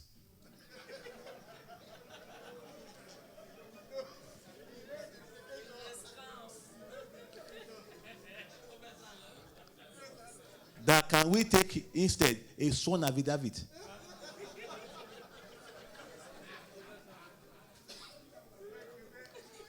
These are the young ones who are just leaving university. Then say, okay, fine. Nigerians complain, we don't have collateral, people don't want to help us. So, okay, fine. We have another loan, up to 5 million naira. And security for that loan is to get 2 guarantors. 2 guarantors that work in banks, telecom companies, or a certain level in the ministry. And you will get the loan, and that's your security. And they come and tell us, we cannot get 2 people that will guarantee us. Can you waive the condition? Now, ordinarily, BOI should not be here talking to you about financing a Greek. You had the prof. The person that should be talking to you about financing a Greek is Bank of Agric. But Bank of Agric today is challenged. Why? Because most of the loans have not repaid. The bank is in crisis. So now they are talking of restructuring the bank, trying to get new investors into the bank. So even though my mandate does not allow me to finance primary agriculture, but because somebody has to do it, and we are the only bank that they can use for now, some of these facilities end up in Bank of Industry. So as a matter of policy, we don't get engaged in primary production. But we get engaged in agri-processing. So if what you want to do is to plant corn or maize or to do yam, you don't come to us. But if you want to convert the yam into starch, the cassava into starch, you can come and talk to us. If you're going to have an orchard of oranges and you want to convert the oranges into orange juice, you can come and talk to us. That is where we come in. But I will talk more about some of the things that we do to help agric. And, I'm a very, in my growing up years, I went into a lot of businesses. So I was, smiling when the young man was talking about some of the practical problems you can have in Nigeria. I have gone into cocoa, business. Cocoa beans. I used to have offices in Akure, where I had young graduates. I used to work in the bank at that time. I resigned and set up a business to be in agribusiness, another aspect of the value chain. We bought from the farmers and we exported to Europe. I've been in cashew business. So if you're talking of some of the practical problems you can have, I can talk to you about some of the practical problems. Like I said, for instance, there were times we have cocoa beans in warehouses in Akure that we cannot bring to Lagos because there are no trucks. Or because the trucks, depending on, you are competing for these trucks. They are the same trucks that will carry things for Cadbury and the others. And depending on the time of the year and who is paying more, and like he was telling you, you talk of 1 hectare of land, 1 football field. There were Nigerians who had gone to sign contracts because when you don't understand the business, you just say, how many tons do you want? I can supply you 10,000 tons. You are calculating profit. The logistics of keeping 1,000 tons, you don't even know it. And then you sign all these LCs that you cannot fulfill right from the one you are losing money. Or you get into it, apart from the science of it, you have to understand the business behind the business. For instance, you are doing cocoa business. You buy in Naira because the farmers are going to sell to you in Naira. Now, the farmer has no business knowing that in Ivory Coast last week, there was a fire outbreak on some cocoa farms. And the price of cocoa has gone through the roof in the London market. He might not know. So you might make some extraordinary profit if you are able to hedge or to sell forward. Because some people have lost their livelihood because of the skills and the tools available for other people that understand the business that they don't understand. At the same time, too, you might be in Nigeria, and people are asking you to pay at the farm gate monies that don't make any sense, unaware that Ivory Coast had a bumper harvest and the price has dropped.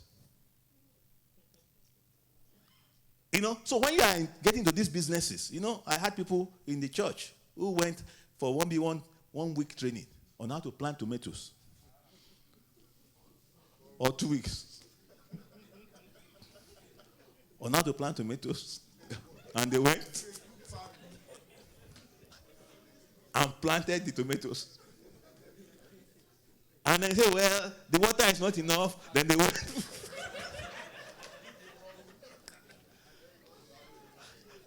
And then there were some pests that came.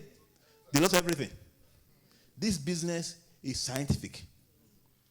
You must understand that. As we are saying, go into farming business, all of these things, you must know the part of it that you are going to be. And some of the businesses go beyond Nigeria. But let's talk about some levels of financing, some of the problems that you can have, practical problems. I became MD of Bank of Industry.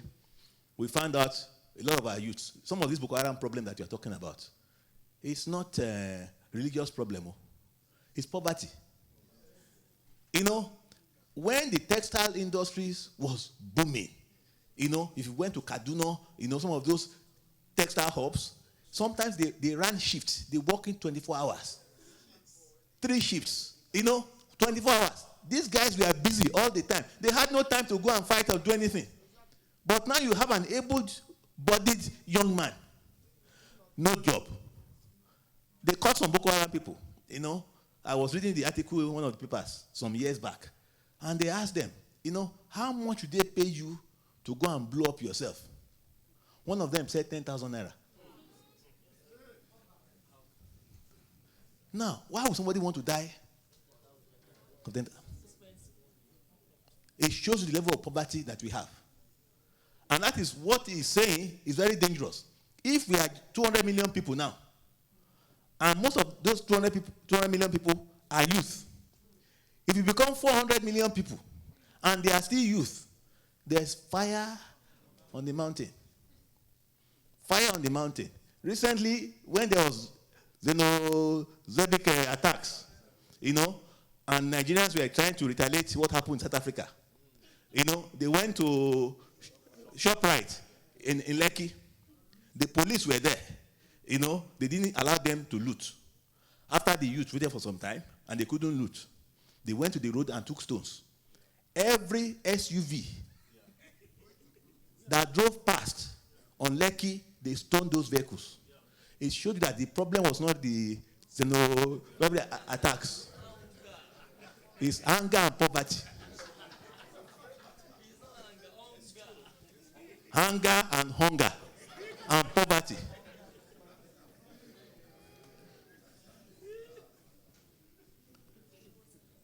Now for us, we now say, okay, so how can we help the farmers? The CBN has the Anchor Borers program.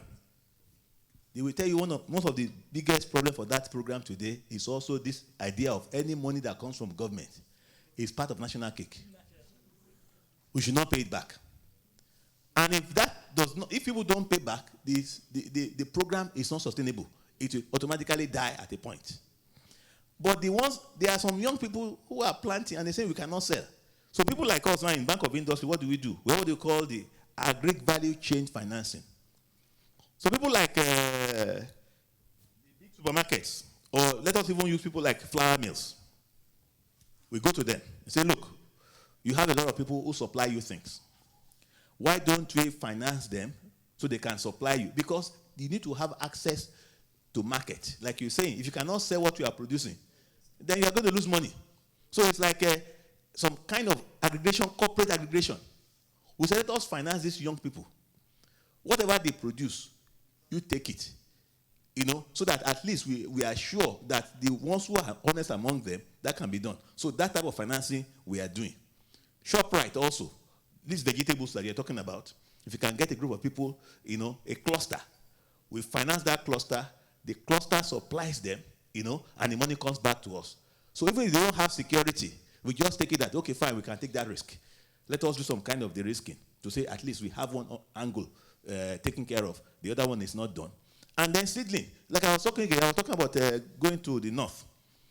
So we said, okay, how do we help these textile industries? Cotton. So I said, look, why don't we have large-scale plantations? The guy I was talking to, I won't mention the name of the MD of the company, he laughed. He said, Afcot tried it. They brought in improved seedlings. They had some large farms in Zamfara and some other places. They got everything planted. At harvest time, they found out that farmers were coming to their warehouses to sell this cotton. So they asked themselves, where did this cotton come from? What simply happened was that the local people waited for them to plant, to water it. When it was time for harvest, before they went to harvest, they went to go and harvest on their behalf. I'm trying to be nice. They stole their cotton. They harvested it and brought it to the factory. You either buy from them or you lose out. You will lose what you had already spent money on and not even have the cotton to produce. So they were buying back what belonged to them. No. So for how long would foreign investors do that? Today, like they say, if you go and have a large farm in your state, home state, and you don't police it, your chicken will be gone. Your cassava, before it is ready, they will harvest on your behalf. The fish will be gone. So we have problems. Like I said, church should be involved. If there's no honesty, you cannot do this business and make money. We have a national problem. Dishonesty is killing businesses. Killing every business. I was a young banker. Before I got married, I used to have my dinner in a place in Surulere where I was living. I have a business mind. So I used to calculate when I see people seated and having a dinner. I said, this guy is making money. What a brilliant accountant. The guy was an accountant. So one day I spoke to him. I said, look, I love this business that you are doing. The guy shook his head. So we are having challenges. I said, what is happening? He said, do you know that on my way to the office in the morning, I will come here with my wife.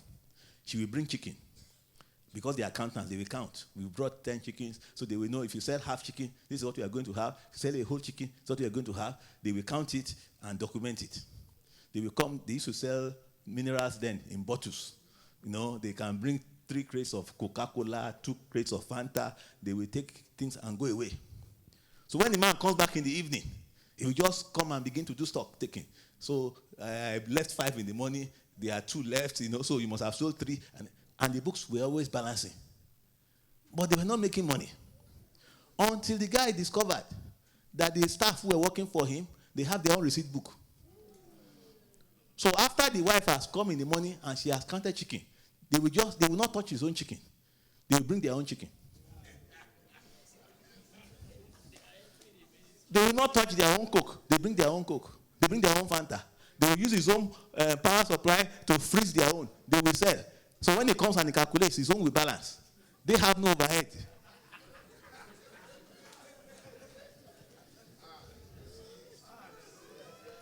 He was working for them.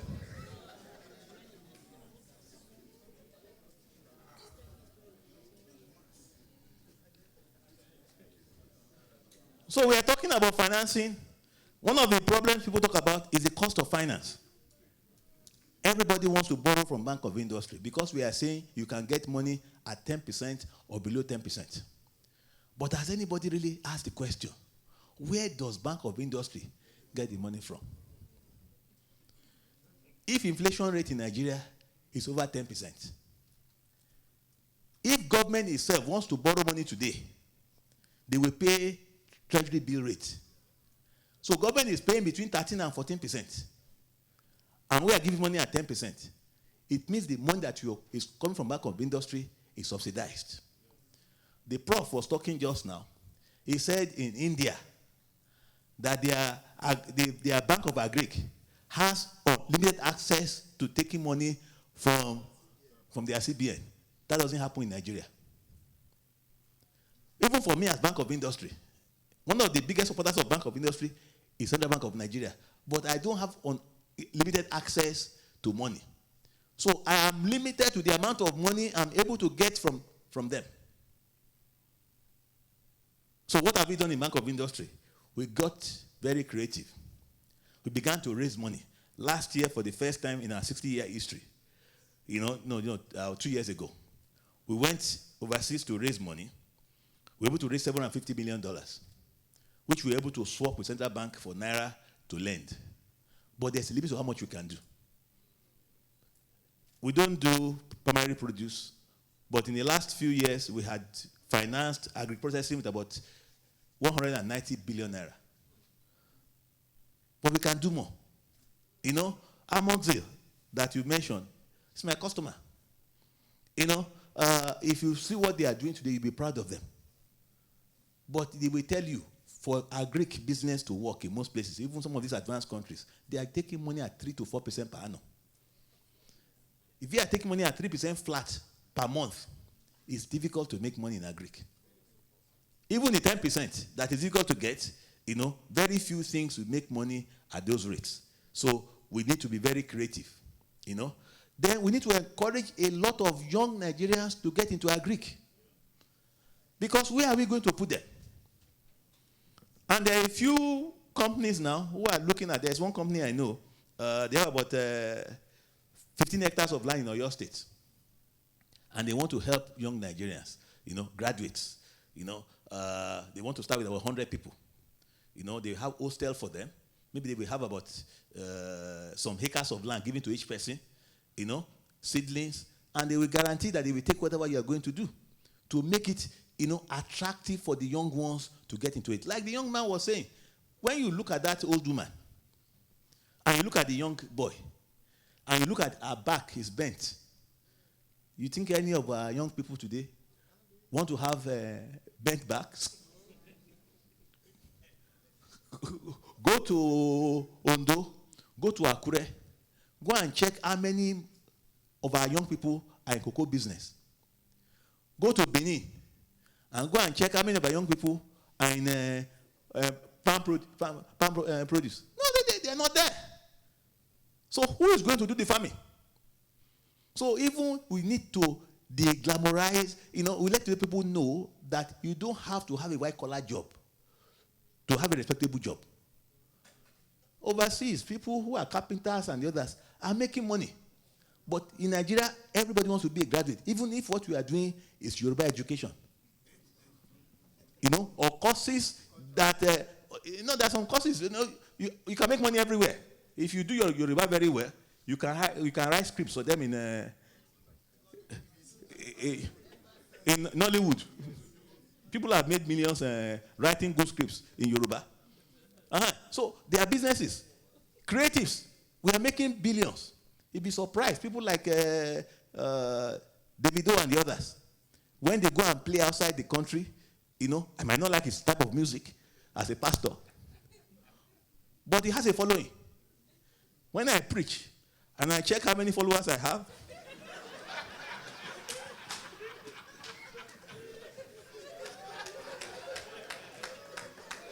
on YouTube, and you see how many followers the video can attract on YouTube, you won't listen to me again. He has a bigger church than myself. The guy has over 40 million followers. Those are huge numbers that, can be used properly. We have brand ambassadors. Some of these things, you'll be surprised what people can do. So yes, there's a challenge in type of cost of funding and long-term funding. Inputs, some of the seeding that we have, like they said, you go and look at some of our research centers. They are glorified, dead places. We need to have more output on what we are doing. And there are some people that are doing well. There's a company called Baba Gona. Baba Gona is an aggregator. These are young people. When I say young, not as young as some of you, but at least young, in terms of, these are probably in his 40s, and you doubt it. Well, I mean, when I say young, compared to people who are in agric, at least compared to us now. And they are doing good business. This guy will go, he has places now in Kaduna, in Kano, different places. He has farmers. These are local farmers, but they work with them. They still have their small farm holdings. They will give them inputs that they're going to plant, and we guarantee them that anything that you're able to bring out, I will take. It's an aggregator, and it's making good money. He's able to attract a lot of capital. Like I said before, also trust is important. Banks are after him. Lapo is a microfinance bank. Lapo, if you actually mean what Lapo means, I met the MD of Lapo. It means, I think, level above poverty organization. Lapo was actually an NGO originally, trying to give small money to people to help them. But they were paying back, and it was growing. It was that Lapo thing, the NGO, that became the bank. Lapo today is bigger than some banks. Last year, I think they said it is worth about 100 billion naira. Oh, yes. Lapo makes profits in the billions. Lapo is able to take money now from some of the African Development Bank directly. Lapo is virtually in every, forget local government. I think they have about 400 branches, but they are small branches. Oh, yes. So if people are honest, capital is available. If we can teach our young people that honesty pays, honesty actually pays, they'll be surprised. Some of them, you're in a hurry. If you are honest, people will.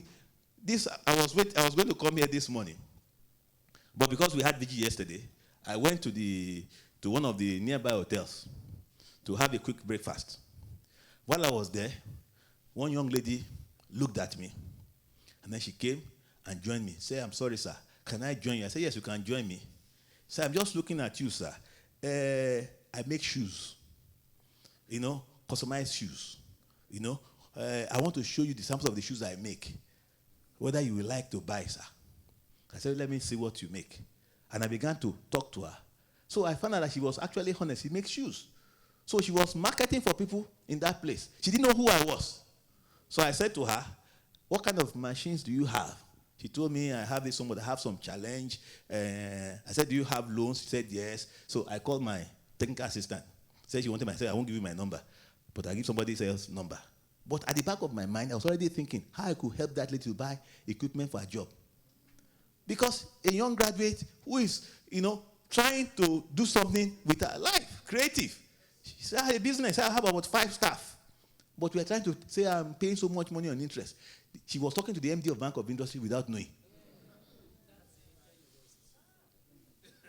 So I said, "Look, she will call you tomorrow. When she calls you, they will go and check out what she has.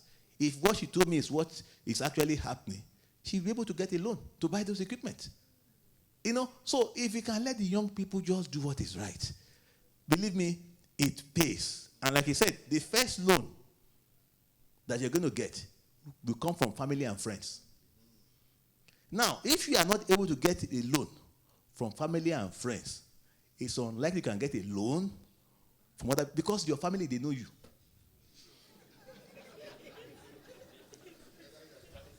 They know you. They have done credit analysis on you from when you were young. They know you.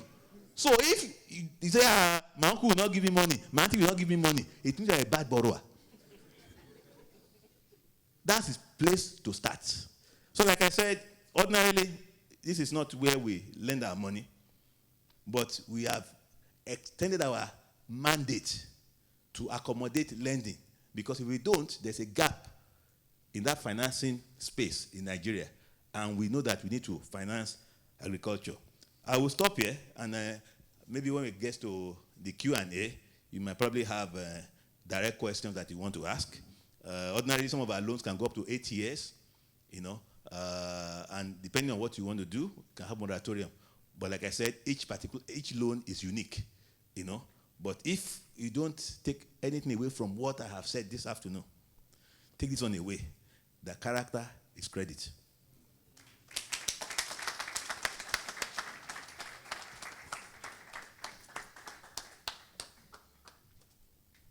Wow, wow, wow.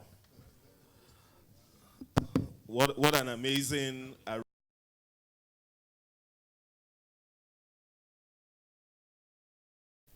If I may, I will just throw out some of the questions, and then please, any of our speakers can speak to these questions.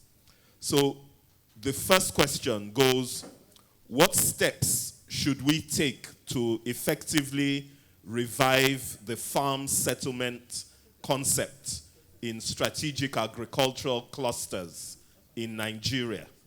And what's the best financing model? So the farm settlement concept. What Please the go ahead. farm settlement concept, I believe one of the criticism of some of the projects is that when the settler is coming in, the house you provide imposes a lot of cost on the farmer. I think today what we should be looking at clusters where people of like mind can come together, have farms in the same area, and then, I mean, that happens a lot along Abeokuta. So they look at what common infrastructure they can use. And then in those days, the typical farm setting, you have to build a whole town for them. But today, people can go from town, and then we can have state governments actually, because states have to play a critical role in all this process, can actually create clusters, some medium-sized farm, maybe 5 hectares to 20, allocate to people, and then have some common facilities like tractor, equipment, and then, of course, provide roads.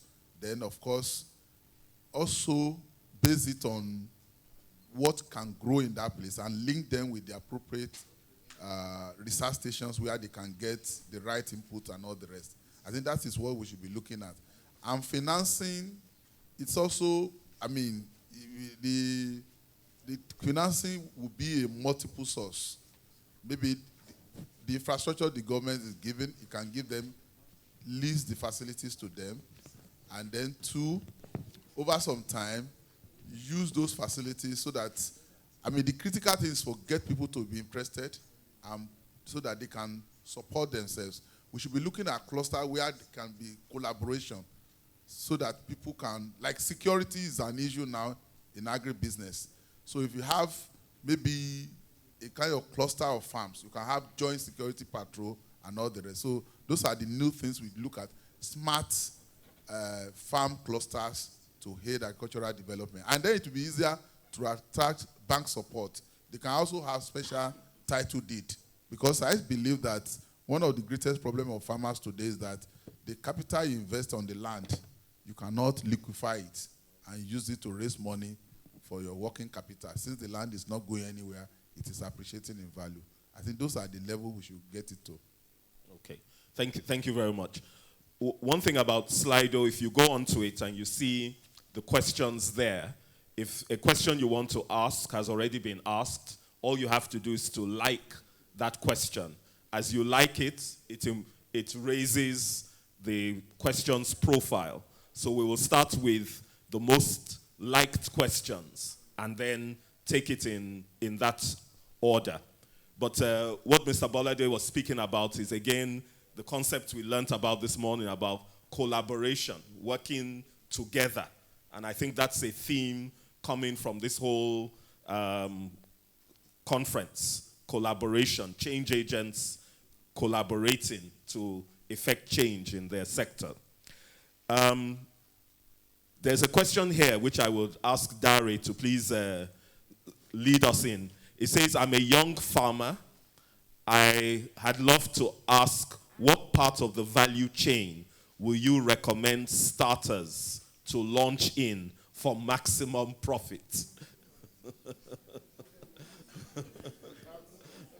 So the truth is, you know yourself better and you know what your market wants.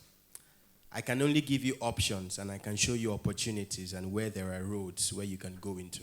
But it is you that will determine. It's you that can identify that market. You remember we showed you a canvas. And in that canvas model, if you can answer all 9 questions accurately, not based on assumption, but based on reality, whatever enterprise determines, or whatever product or service you are able to coin out as your value proposition would sell. So rather than me saying, go into vegetables, go into fruits, go into this, I'll say understand what your market wants. Agric today is market driven. So understand basically what they want, and then that will help you. But if I would narrow it down, because you might say that answer does not sufficiently do justice to it, I would say look for short duration crops. Vegetables are very good, but find the market first. Because while they are very good and they have very short duration, they are also very quick in terms of perishability. So you must also consider that while they are very quick wins, your returns are quite huge and quite fast, they are also very quick to send you to early grave. If you spend a lot of money and then you're unable to sell. So imagine the likes of Dangote, if he was not Dangote, who had invested so much in the facility for tomato puree. And then the harvested tomatoes were having more water than more flesh and could not give him the requirement. So he was spending so much on overhead, like was said, and then the result was not commensurate to what he was expecting. But he's quite big, so he could mop up, pressure from other places just to ensure that that works out. But for us as small people, you might need to look for the whole value chain and find out if I have this at the end of the day. Yes, vegetables are quite good at this point in time, and there's a lot going to health now. So people are eating more vegetables now, more broccolis, more cabbages, more lettuce. It's good and it's quick money. In a small land area, you can do so much and get so much return. But find out, production, like I say, is the easiest to do in agriculture. Marketing is one of the most difficult. And so if you have a market for a commodity, I think producing for that market would be a run-off. But vegetables at the moment for a young starter would be very good. Thank you. Thank you for that. There's a question that says, I think this speaks to the whole issue of post-harvest losses. So it says a lot of farm products are wasting in this country. Can you give us a business idea on how to preserve these products? I don't know, Bolade, if you want to. Yes, the issue with post-harvest losses has to do with nature of agriculture. Most of the people rely on rain-fed agriculture, and the rain falls at a particular period. So harvesting comes in at that particular period. Now, what the narrative is that there is virtually no agricultural product that you cannot process further, either in terms of drying and grinding and milling. That's where processing comes in. Then, too, as educated farmer too, you can also vary your planting. For instance, when you talk about tomato, if you have some irrigation facility or a greenhouse facility, you don't have to plant when every farmer is planting. One of the major problems farming has is that there are many producers releasing their products to the market at the same time. And that is what depresses prices. When there is bumper harvest, prices go down. But what we need to do, which is also government has a role to play, storage, and then price support, which is, you see, when we follow America in some things, we don't follow them in agric, and that's our problem. Government have a big role to play in agriculture. American government is still subsidizing agriculture. American government is doing support for, price support, which means when there is bumper harvest, they can do it tactically by buying out. When the government is buying into silos, we have some silos in Nigeria sometimes, but sometimes the government sold them up, during the Obasanjo regime. Government has no business in being business. But the key thing is why you have those silos was that when there is surplus, government can be buying. By buying, they create a market. Price goes up. And then it helps the farmer to stabilize the farmer. Now, farmers are the greatest economists. If you plant a crop this year and you don't make money, you will take your loss. It won't be zero. You plant another crop that looks profitable. And that happens mainly with where we have import alternatives. Crops like yam, we have it all through the year. We don't have, because you can't import it, you can only export it. So they also move. Cassava today, that is the problem. When I learned the price about 10,000 naira, I remember it got as 30,000, 60,000 at a particular time. What that will happen is that many people will stop planting at the next season because they are all perennial crops. So the key element is that when there's a little you can do in terms of holding the price unless government comes in and be a strategic buyer of produce. I think that is the ultimate. But what we can do is to look at processing, and that is why Bank of Industry comes in in creating facilities to process, to people to be able to process this thing, tomatoes, value chain. And CBN is even trying to create an anchor to provide tomatoes for the tomato processing factories. Then even the pepper, even vegetables, you can store them, you can export them. And that is also, we need to create export too, because a lot of Nigerians are leaving the country. They also buy Nigerian food. It is not only the currency that comes in. Nigerian food also goes out. For those of us who want to do business, that is also something to look at. Because most of us, we eat our food anywhere we are if we have the opportunity. So export is also an agri-business that we should involve in. Thank you. Thank you. Thank you very much. Just to add one thing on what he said. When he mentioned food export, I smiled. You know, when we talk about knowledge, that is another area you need a lot of knowledge. For instance, Nigerians love monkey meat. Some tribes love to eat monkeys. You know, so there was this guy that had monkey, you know, smoked. I think he took it to London. But the type of monkey he took was an endangered one. So that can put you in jail in London. Because they accused him of trading endangered species. The other thing is that some people have taken yam, all of these things to the US, and they've gotten lost at the ports. Because if you're going to export food, you have to comply with the specification of those countries. You know, just say, I want to send yam to America and everything, your yam will not leave the port. So you have to do your research, and there are some countries, anything that is going to be food that is going in, you must specify some of the scientific things of what you are exporting, all of those things. You have to have it certified that, you know, there is no disease, there is no problem. Otherwise, you can just lose your money overseas and get into trouble. So please do your homework. Thank you. Thank you very much. Pastor Kayode, I've watched this question rise very quickly to the top. It says, what typical collaterals are required for Bank of Industry loans, e.g. medium-sized processing plants for starch to cassava processing? But the focus, I think, is on what type of collateral, yes, for medium-sized processing. Okay. Typically, you know, depending on the amount of money involved, like I said, if what you want to do is small, you know, then what we're going to be asking you for is not stiff. By the time you begin to ask for over 20 million naira, then things will change. If you are talking of a small, medium-sized processing plant, it doesn't matter, it doesn't have to be starch or cassava, it could be anything. You know, we look at, first of all, what's your own contribution towards what you are asking us to finance. You know, most lenders will at least want you to put in 30% of what you want us to finance. Sometimes we might look at there are some people who already have a factory and they want to expand.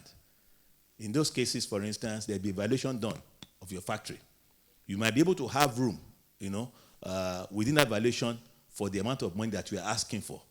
So your factory premises could be security, some third-party properties in some key areas, maybe Lagos, Port Harcourt, you know, Abuja, because we have seen that some people want to give us properties in their hometowns, you know.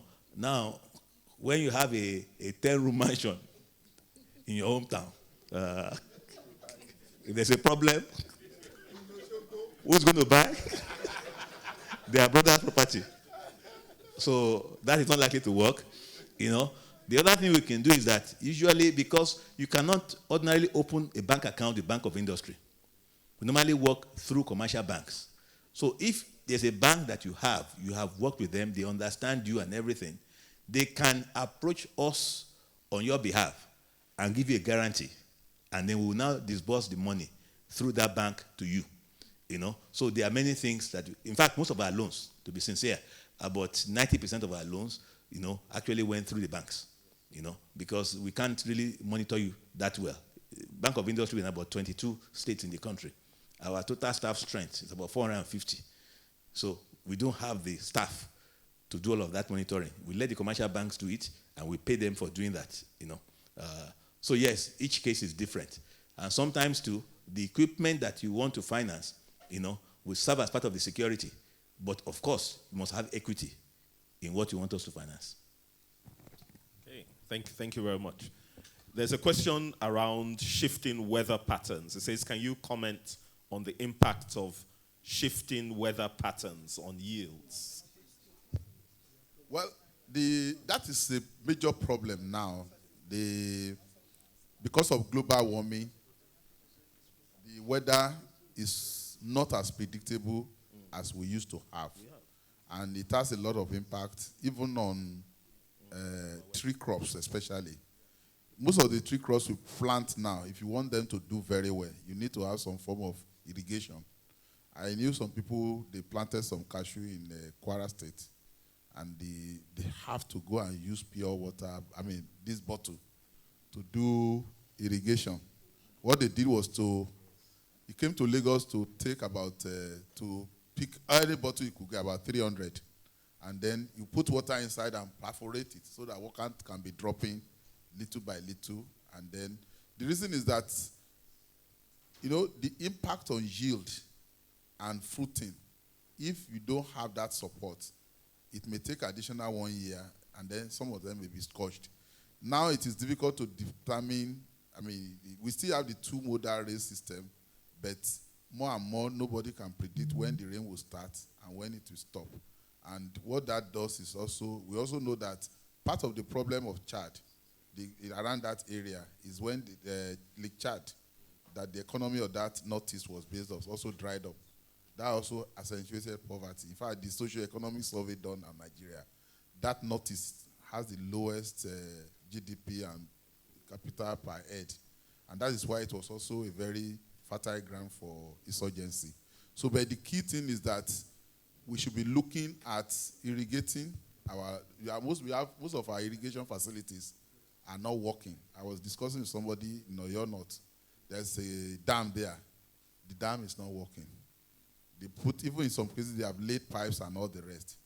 The budget for agriculture in Nigeria is the most ridiculous in Africa. In 2003, we agreed that all African countries must spend at least 10% of their budget for agriculture. Nigeria never got to 3%, and nobody is even talking about it now. So that is why most of those facilities cannot be kept. Actually, Nigeria has two of the biggest rivers in Africa with a lot of tributaries. And that gives us a lot of opportunity to do dams and all the rest. But most of our dams, unfortunately, we are not keeping the existing ones. Most of our dams, even dams that ought to be multi-purpose, used for irrigation, used for fish farming, used for electricity. Because there was a case of some young people who bought some land in the Iseyin area, and there's a dam in that place. They were powering because they had generators, giant generators, the one in Iseyin. I can't remember the name of the dam now. The people from there, it has a particular name. They tried it. Unfortunately, they couldn't make profit. The thing failed because they had to use diesel to power the dams. So a few things we need to actually do right. We say all these things so that those of us who get into government in future, we are all undoing ourselves with some of these problems we are having with corruption, with all this in Nigeria. So we have rivers, but there are no sufficient dams in Nigeria to irrigate our land. But to cope with weather, it is also necessary to mention that there are now weather-linked insurance, which is very prominent in South Africa. We have monitoring of the weather, and then if the rain does not fall a particular level, because some crops are too rain dependent, like maize, most of the grains. So if you don't have a particular level of rainfall, based on the premium you pay, you are going to be paid claims by the insurance company. It's automatic. If you have a particular rain level, and it falls within that level, you don't get a claim. But if you fall below that level, you have a claim because it's assumed it will affect your crop. But the solution is have some standby facility for irrigation. Thank you. Okay, thank you. And I think in this area of climate, as you've rightly said, the whole insurance and insuring against climate damage is an emerging area of the insurance industry. I'm going to combine two questions because I think they both have to do with access. So one question says some of us practicing don't have access to tractors and big machines. You know, I have challenges with labor and theft. What will you advise? So that's about access to inputs. The other question dealing with access is one here that it's saying, is there a platform already existing where farmers are directly connected to buyers of their product?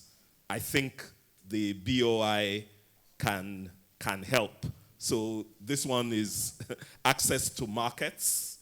I see a third one dealing with access that's also directed to Oludare. It says, can we have access? I think it's saying as young people, can we have access to young farmers for mentorship? So there are different elements of access. One is access to inputs, access to markets, and then access to mentors. So perhaps if I throw it open to our speakers, yes. Okay, thank you. Now, I saw the first one had to do with access to inputs like tractors and the others. We're actually working with one or two companies now to try to have tractors in a lot of places in the country, whereby cooperatives can actually, go there on behalf of their cluster, and they can pay, So we have somebody who we will give the money to get the tractors, and then he manages, the tractors nationwide in a few places, and people, the farmers, can actually come together and they can have access to those tractors. So if there's a particular cluster that they have now that needs that, you don't have to wait for what we are doing. You can come and see us. We can work something out. We actually have a leasing company called Lecon, which we own 100%. So you can get leasing facilities through Lecon, which is owned 100% by Bank of Industry. Now, the other one is talking of, is there a platform whereby we can link people who are producing with buyers? Or yes, we are doing that. And another question on Honeywell, which I saw, also asking for access. Now, like I said, we're talking to flour mills. We're trying to do that for people that supplies them things. So if you have people that already deal with Honeywell also, we can, it's not a problem for us. We're trying to do that nationwide. We are looking for large companies. Many of them are our customers. And we are trying to get their suppliers, we want to fund their suppliers to be able to, supply them, either to help them get trucks, they can take care of transport needs, or even buy some of these products and keep it, so they can have reserves that they can sell all year round. Yes, we have facilities for such things. They can come and talk to us. We'll be willing to help.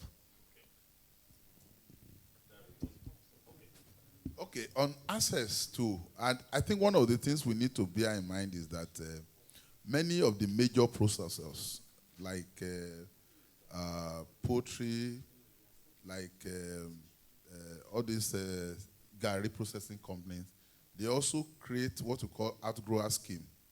In other words, any young person who wants to go into these businesses can link into this outgrower scheme, although that's the principle of the anchor borrower scheme. The anchor being the processor, and then the borrowers producing the input. A typical example is the one done by the poultry giant, Amobim. All you need is to have the house. If you key into the scheme, and they're doing it all over the place, you have your poultry house. Probably, if you want to be raising broilers, you don't even need cages. So all you need is, they will give you the DO chicks. They will give you all the medications, about the vaccinations and all the rest when due. Then they will also supply you feed. And then when they reach market weight, maybe 35 weeks for slaughtering, they have slaughtering facility, you sell to them. So, and then of course, the major thing with that is the pricing. You have to agree on the pricing so that there will be margin for you. And they have been tested. They survived after the recession, the demand for poultry meat went down. In fact, most of the poultry farms in Nigeria, the big ones, because of the weakening of the economy, the demand went down and all their stores were filled, but they kept faith and were still buying from the people they were committed to. Now that the market has adjusted and people, I think it was December 2016 or 2017, that those pent-up demand actually disappear, and now we have a clearly even market. So there are always ways to create access to support, but the key thing is that they will also have their own criteria.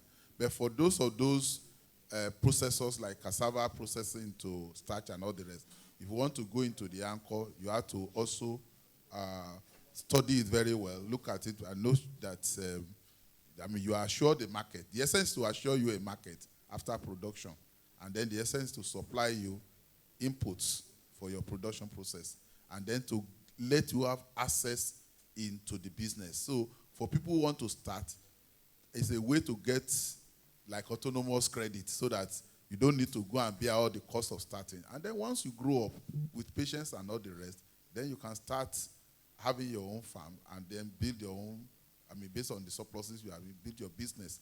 I think the business is a marathon, and we should realize that and look at it as a long term and stop looking at all these short-term things that will bring money, quick money and all the rest. I think that era is gone in Nigeria. I think we should change our mindset on that. Thank you. To mentors, I would say you need to have something in your hand for anybody to be willing to be your mentor. So if you have an idea that you have not birthed, it might be difficult in this stance, except probably you have a personal relationship with the person to get a mentor. But ideally, what they like is for you to have something in your hand that you can always have that interaction with them. I hope you know Mr. Bolaye has a book that he also lectured me while I was learning as an agribusiness person. So he's still a mentor to me even up till today. I have his book, and each time I go through those books again, they still remind me of a lot of things that I need to do right and probably that I'm not doing too right. So the truth is, for everybody who wants to get mentorship, you need to have something that mentor is able to hold and then can say, okay, I can hold you as a mentee. So if it's just a raw idea you have not yet fashioned out, it will take somebody who has probably a very personal relationship with you to be able to create time, because a lot of these things are time bound, and then it takes a lot into their time. So if you have something you can hold, then it's easy to access them. However, having said that, also there are other opportunities. There are a few incubations today that are currently running that you can also gain access to, and then you can get mentorship, you can get even training for free. I know IIT does that. There's one currently going on, and even in IIT for people, I think it's going to run for about 6 months, but it's going to be done in various ways. So there are things we can also lay our hands on online to see. The Tony Elumelu Foundation is also there. You can also access. You might say it's difficult, but I've seen people who don't know anybody and who have been able to get some of those funds. There's an agri-pitch that happens on an annual basis also with the African Development Bank. You can also do it. I had about 3 colleagues who left Nigeria to South Africa for this because, well, they did the agri-pitch, they won. And Mr. Bola was also one of the first people who, the first edition that was held in Nigeria was also one of the facilitators for that agri-pitch. So the truth is we need information, and there are lots of information online. Once we find it, there are lots of incubation we can plug into that gives us that mentoring opportunity as young people. Thank you. Thank you very much. In closing, because we are coming to the end of this session, I'll just like to ask each of you to give us, your closing thoughts on this concept of becoming of agriculture, and the role of the nation changer in the agricultural sector. Just your closing thoughts, 1 minute each. I don't know who wants to go first. Yes. Well, we have no choice but to invest in agriculture. And I think the youth, my take for them is that with integrity, hard work, and an open mind to learn, I think they will be the great farmers of tomorrow. And then for those of us in banking, in telecoms, in oil and gas, this is the time to invest in agriculture. I know that because we can take that capital, we can take that skill there. Too many people are engaged in agriculture. We need to have, as the aging population goes, we need to replace them with well-capitalized farmers, well-knowledgeable farmers who can use modern technology to change this nation. And then Nigeria is uniquely placed in the sub-Saharan Africa. If you look at what we classify as sub-Saharan Africa, below the Arab states, we have 92, like Chad had over 1 million hectares of land. We have about 91,000. Now around 20,000 hectares of land. So we have arable land, we have waters, we have every of the resources that we can make us a great nation, either for farming or even ranching. That area we have not really spoken about it. All we need to do is just fatten these animals with concentrates and pasture, and they attain market weight instead of then roaming them across the country. So there's a lot of potential, and everybody can do ranching. It's not an ethnic-based business; it's an agri-business. But thank you on that basis. Thank you very much. Thank you. I know you could go on for hours. Yes, the prof. There was a gentleman called Otumba Gaddafi. Okay. Unfortunately, the man is dead now. Yeah. Some of you here must have heard him speak before. The first time I heard him speak, he said, "Shit money is good money." Mm-hmm. It's serious business. It's serious business. And it means there is money everywhere. You know, it might be smelling business, but after you have finished and you have had your shower, you can spend the money that you have made. Our young people have to look at opportunities. Many of them, you know, I am glad that some of you are in church, you know. But you see, God says, "I'm going to bless the works of your hands," which means there must be work. When the angel comes and he wants to bless, you know, there must be work that you are doing, you know. So if you want God to help you, you must also go out there and do something for yourself. I close on a personal note. You know, I got this scholarship and I went to the US for my master's. You know, it was a Rotary scholarship.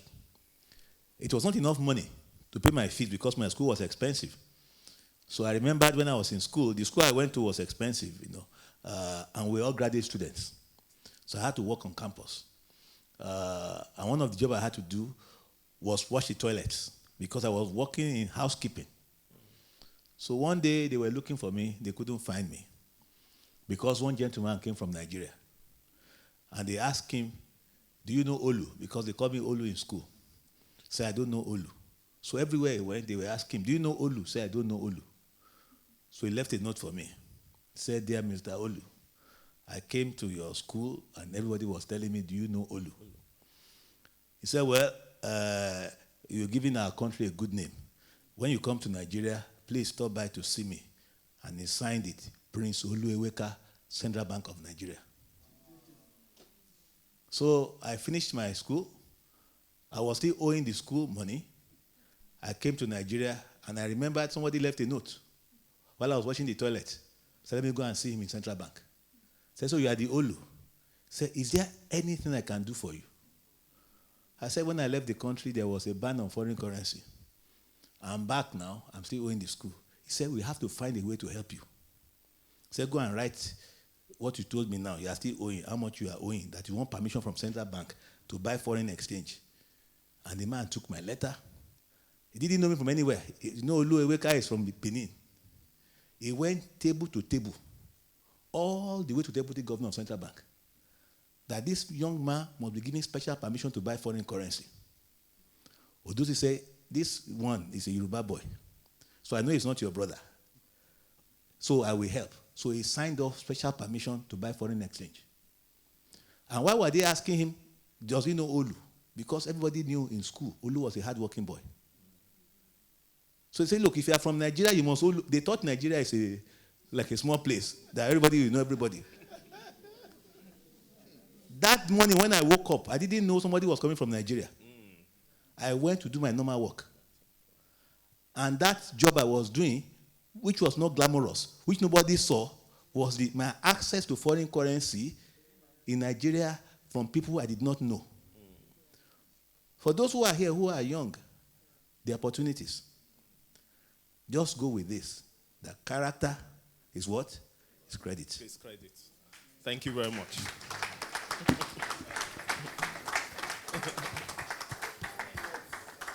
So I'll start on this note since my fathers have actually spoken before me. So I'll say first, it's a privilege to be sitting with them. So you can imagine when they started working or even got married and had children before I was born. But today I'm sitting with them just because of agriculture. And like you said, I'm also sitting because of character. So Mr. Goke brought me here last year and he brought me also here this year. And in 5 years, I was promoted 5 different times before. And each time I was promoted above all those I met. He knows where I'm coming from. And the only thing that has kept me even up till this time is, hard work pays. That's the truth. So on a normal day, I would have shown you a slide of me. So I've been in the pond. You think I'm swimming. That's with catfish. I've been there. I've been on the field. I do cassava, I do maize, I do vegetables. Think about it. I do all the very dirty things. But the beautiful thing, like you said, is every evening I will come out looking like this, like I never went to the farm. And that is what has kept me out to this point. So if you're going to do agric, please, there is no online agric. It says something, there is no absenteeism agric. If you are going to be a farmer, it takes a lot. Believe you me, it takes a lot. Forget what we'll all come and sing. But one message you should take home is this. In our land, there is indeed, I'll put it this way, wealth is here. It's not anywhere else. We can all go in diaspora, but like they say, there's no place like home. Wealth is here. With hard work, determination, and with God on our side, I know we can do it. Thank you very much. Thank you. Please, can we give all our speakers a resounding round of applause?